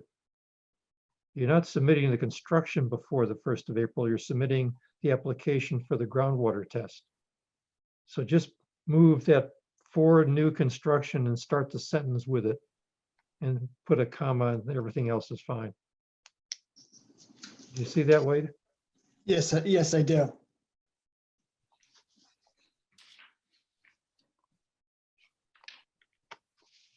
Okay. Thank you. All right. And then on the last line of page 4, the Board of Health agents approval. Again, that's a strike that apostrophe Oh, okay. Wait a sec, wait a sec. or not? The Board of Health agents approval. Approved. That is approved or approval? Approved? Approved, past tense. Oh, then no, there's no apostrophe. Yeah, yeah. I read it as approval, I guess. Yeah, that's. Yep, apostrophe's gone. Okay. And I didn't see anything on page 5. Anybody got anything on 5?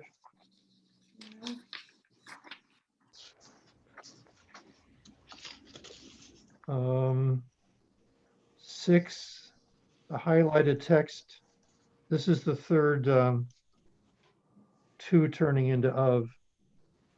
At the end of the second line, you say may opt out to this requirement.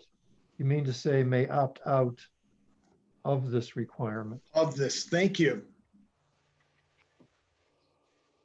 Okay, got it. On number 15, and this is from an engineer perspective, not from myself, but the very last sentence, it says for the actual total dynamic, this engineer said it should say head calculated, because that's what the term really is, dynamic head. So we're saying dynamic head calculated versus flow rate, No. or just the whole The thing? word head should is say- missing. The word is missing, head. It should say stated flow rate for the actual total dynamic head calculated. He said that's an engineering term. It should say dynamic head. I'm leaving that to you, Wade. Yeah, the last line, Wade, should say dynamic head. You're missing head. Oh, I see. Oh, gotcha. Okay, But I didn't pick that up. Someone else did. good. Thank you. Thank you for bringing it to my attention. Okay. It's a big cat. It's a pain. Really wants that attention. Just keeps jumping up. He's very needy. He's a needy boy. Yes, you're not paying enough attention. Well, I was gone all day too, so, and then came home and Uh-huh. went right back. There's an affection I owe you here. Anything else, folks? I don't have anything.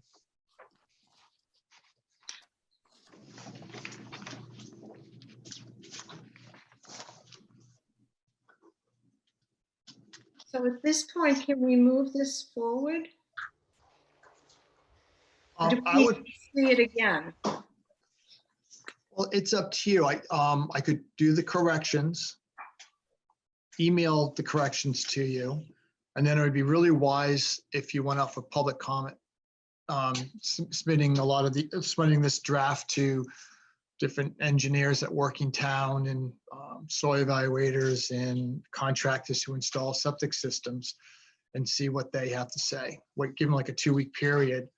You don't hear anything from them, and then have another meeting and then decide if you want to adopt it or not. Do you guys want to move forward and schedule a public hearing for June? Sure.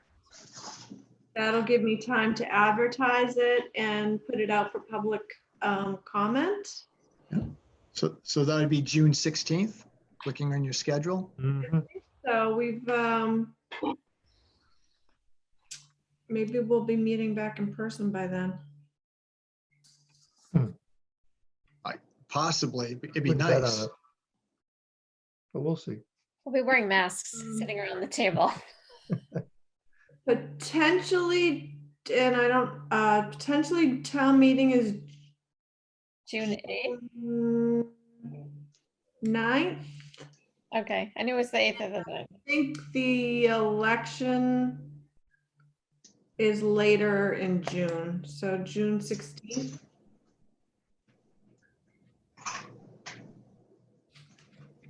Is the election pushed back this year? Is the election later than normal? So wait, I had a, oops, sorry, go ahead. No, I was just gonna say, so will the same three board members be present on the 16th of June? Yeah. Fran? I guess if there is no election, I don't know how the whole process works. Yeah, you're still Yeah. here. Okay. You're there until the next election, whatever that is. You're like an extra I'm time. working with you guys. Yeah, see you try to get away, but we just ring you back. That's right. We planned all of this so you would stay. You sure you really want to leave us? Don't go. Don't go. So how are we going to do this now? Explain it to me. We'll have a public hearing on which day? It's- June 16th. We'll advertise a hearing and put it out for public comment. Okay, it's on my calendar. So the schedule then would be make the changes, a new clean draft. I think still highlighting the new material makes tons of sense. So people Okay. focus on what's new and circulate it. Get it all back in by the 19th so that we have comments. And then at that point, send it out for public comment. And a hearing on the 16th of June, we could take a vote that night. Mhm. So I have one more question, though, going back to page 6, number 13. There is a decision to be made, either omit the sentence entirely, or the second option would be include the pump electrical system to be equipped with a transfer switch to allow connections to a generator. And then there's also possibilities of 2 opt-outs. One, if the building has a private well, or if the pump chamber tank is designed to meet 1-day reserve flow emergency storage capacity. So that was written to either have a choice of taking out the transfer switch entirely, don't have it at all on your pump system designs, or keep it in your designs, but offer 2 options of someone could opt out, 2 different conditions, or none of the 3, just keep it as is. We require a pump system, a transfer switch for all pumps. I'm not sure if you noticed that. So is the transfer switch, so let's say you don't have a generator, you're just putting in the transfer switch just in case you get a generator. Correct. Okay. And then is the 1-day design flow emergency storage capacity standard? Or is there more storage capacity? Actually, that is standard. Okay.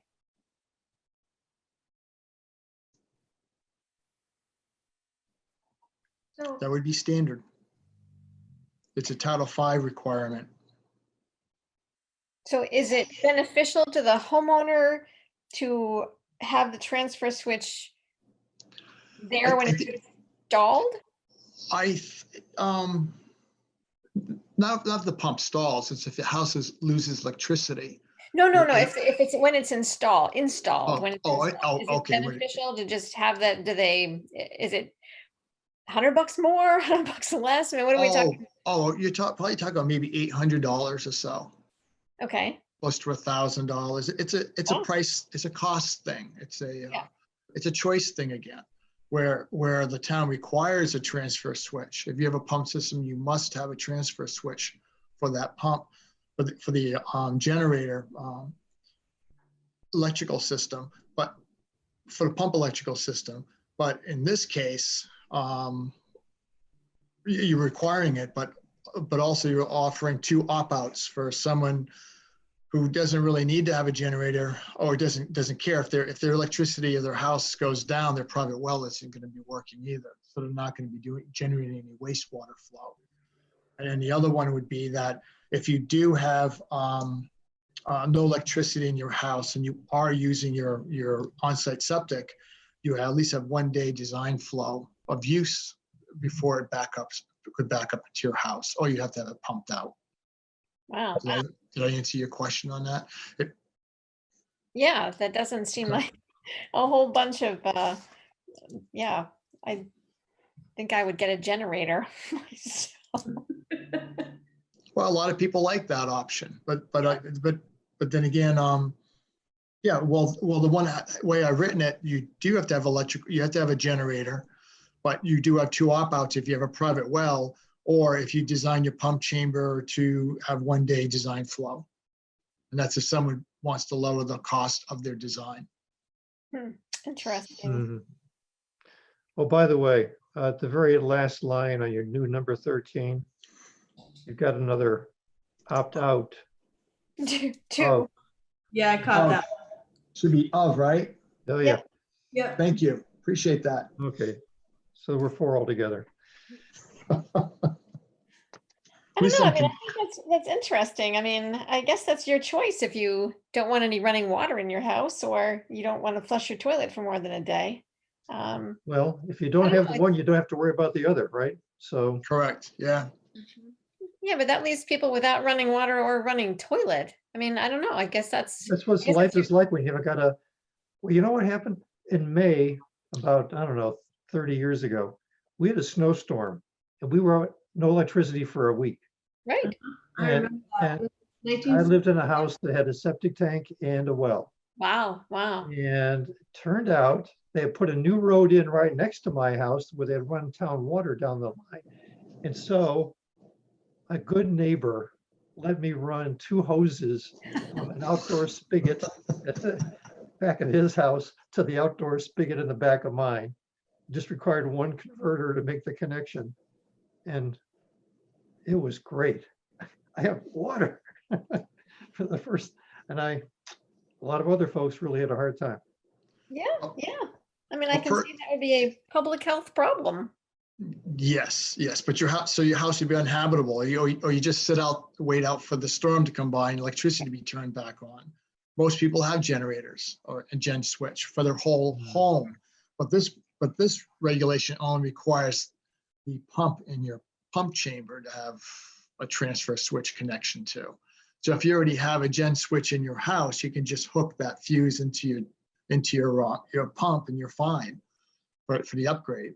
But this regulation requires that you have to put one in just for that pump. Interesting. Yeah. All right, Wade, thank you for your work. You're welcome. Thank you for looking at it. So long to have it evaluated. And wait, I actually had kind of a kind of sideways question. So I'm on the B1 working committee as well. And we're talking about developing, the B1 district in town. There are some discussions going on about being able to develop property based on septic versus sewer, if that ever came to pass. Is that something you have looked at or have any opinion on, or would that be something that somebody could bring to you to take a look at? Oh, someone can bring it. I don't know much about it, but I'd love to see it, take a look at it. Typically, if you have a choice between on-site septic and sewer seems to be a cleaner way of getting rid of your waste because it's treated at the end, where on-site septic, you're just using sand, distance from groundwater. And on-site septic systems originally was made for non-dense areas, but now Massachusetts is growing, and now we're using on-site septics for very dense areas. So it does create some kind of nitrogen problems too. Yeah, but I'd love to take a look at it. And again, doesn't that determine the number of units or bedrooms or things that can be constructed based on whether it's sewer or septic? On both, because at the sewer, you have a treatment plant at the end, which is designed for so many gallons per day. And in an on-site septic system, you have so much land available for you to create, to make the size the septic system for the wastewater flow coming out of the building. Yeah, they're both are controlling. Out of the two, I think on-site septic would probably be more controlling. Yeah, because that amount of space you have to have. Right. You want to have a lot of waste going into a package treatment plant, just build a bigger plant. Right, You can right. handle more waste. Yeah, and plus the plant's off-site, where on-site septic, it's on the site. And you also have stormwater drainage to work with. You have the footprint of the building, parking. So there's a lot going on one piece of lot, plus Yes. for a downtown area. Mhm. All right, thank you. You're welcome. All right. Do we have anything else old or new to talk about tonight? We never completed the conversation about the signage at the Oh, the signs. sign. Fish signs. Do you have that information, Betsy, or can we can move it to the next meeting if we get it out to folks? I thought I had included it in my Google Drive. Hold on. I thought I put it in my packet. I thought you did. Yeah. Give me a sec. Oh, maybe. All right. It's near the end. Oh, good. All right. I couldn't find it before when I was looking, but I think. Okay. There you go. Just have the old one. Well, Yeah. no, it's not, because this would be the generic one. Oh, it shouldn't say marine. I take that back. Okay. We meant to take that out. But it's just a regular docs, a Word document. So it's pretty much the same sign, other than it doesn't talk about marine life. Right. Yeah, marine bodies of water and bluefish, etc. So that was our list of Right, locations. with the specific sign to be put on each one. And And that's sign for Populatic Pond, and I don't think I have the other one, but the Charles River was very. I think you had actually sent it to us originally, so you must have it. I guess maybe. Yeah, I just didn't put it in my Google, my shared Google Drive for the meeting tonight. So the one that says marine, that's not supposed to, what is this? Is this a sign? Is this, where does this go? What is this? This would be a sign that would go, for example, at Bush Pond, at all those other locations at Mill River. I mean, at the Mill. Where is the list, Betsy? I don't have it in front of me. It's right. It's upside down, but let's see. Hold on one second. I accidentally. I just think the wordage is a little weird. Yeah. Which one, the generic sign? Yeah, the one that, so it says NDPH guidelines for everyone, including the groups listed above, a varied diet including safe fish will lead to good nutrition and better health. That just seems weird to me. That's what it said. That's what the sign says. It's just, I mean, if we don't want to put it in. I don't know. I just can't figure out what that actually means. It's a very weird sentence. That's all. Well, considering we don't want people eating the fish. Right. Right. We're not saying that fish is not good for you. We're just saying to be careful about where you get your fish from, or where you eat fish from. So Eileen, you don't care for this health advisory about the benefit of eating fish? Actually, I don't like fish at all, but that's beside the point. But I think this sentence is, come on, bring out that inner English teacher. There's something wrong with that statement. The very diet. No, it's the one before it. It just doesn't, the sentence doesn't. Oh, MDPH Whoa. benefit for everyone, including the groups listed above. Yeah. Yeah, okay. You want to just get rid of that sentence and then the one after it. I don't know is this aesthetically pleasing though for for a Yeah, sign? no, I agree with you. It is not Not- aesthetically pleasing. No, I think the last one was. Right. Yeah, this isn't very pleasing at all, frankly. This is pretty boring. I mean, those two sentences can go, and then maybe we could just use bigger fonts. And maybe Yeah. even put some, I don't know, some pictures in of streams and rivers and lakes. I don't know. Or a fish, something.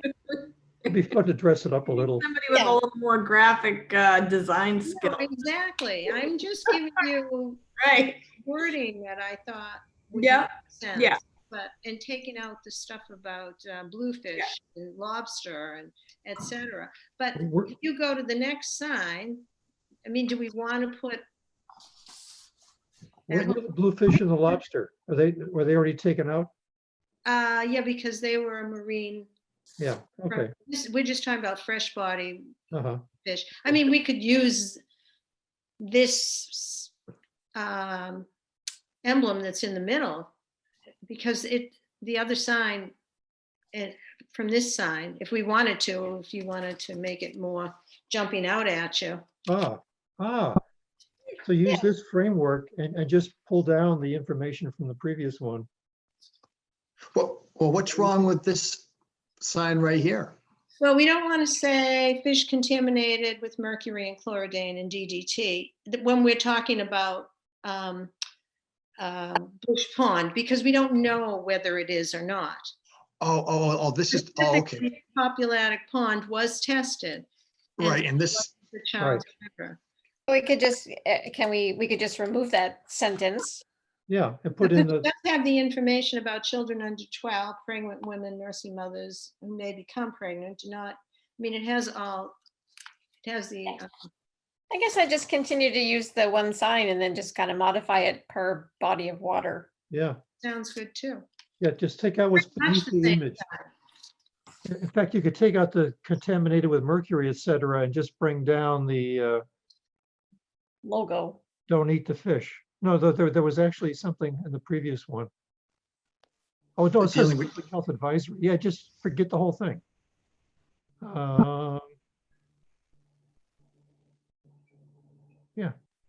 Yeah, just bring the logo, make the logo a little bigger. Would you want to, for the generic ones, and where Populatic Pond, would you want to put fish consumption advisory there?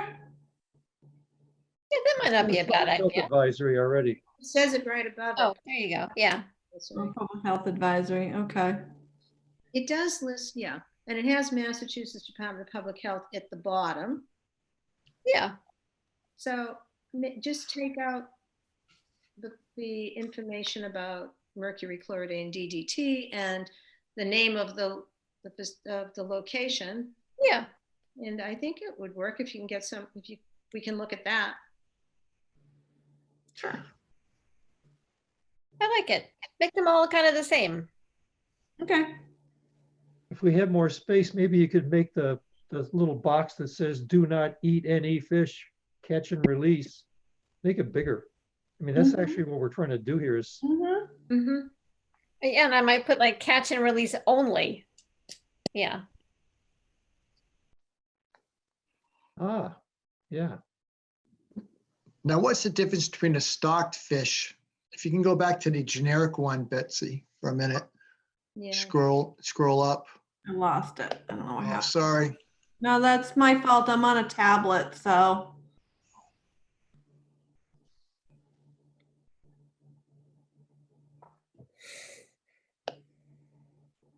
It is a good question, Wade. Just because you stock the stream rather than, Well, how do you know Let's how do you know the reproduce by the difference? There you go. Safe to eat, not to eat. So freshwater fish caught in streams and then fish that are stocked in streams. Well, what's the difference? And yeah, it's not like they're wearing a little sign. No, Yeah, they how do actually- you know? They actually stock. unless It there's an just- assumption that the stock streams are actually way cleaner than those that are not.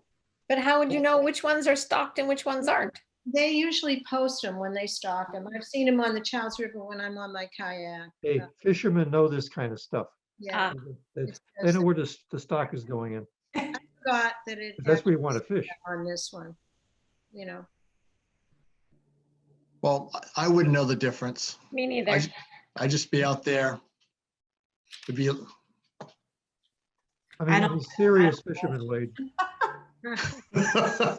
well, I don't know, it just seems it seems odd in a way. Do it, but don't do it.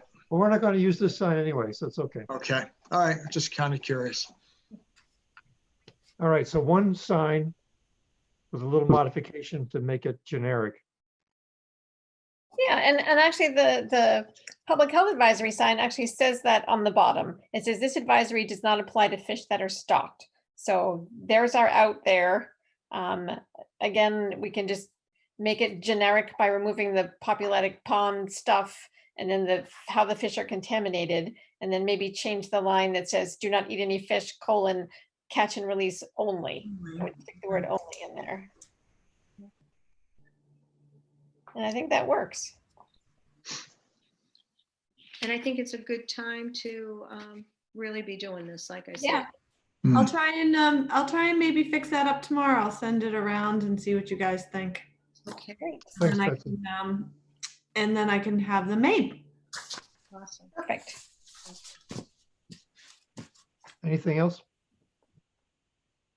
Supper. Dinner, that's right, Is there- dinner. I can smell it. Gary's Mhm. cooking. Yeah, my wine is gone. I'm ready to get another glass. So, I'm like, Steve Colbert in the bourbon, Okay. Okay, so we'll see you guys next Thursday night anyway. So is there a Yes, motion to indeed. adjourn? I make a motion to adjourn. I second it. All in favor? Aye. Aye. We're Good done, night, guys. Thank you. Thank you. Have a good night, guys. All right. See you all later. Thank you, NCTV.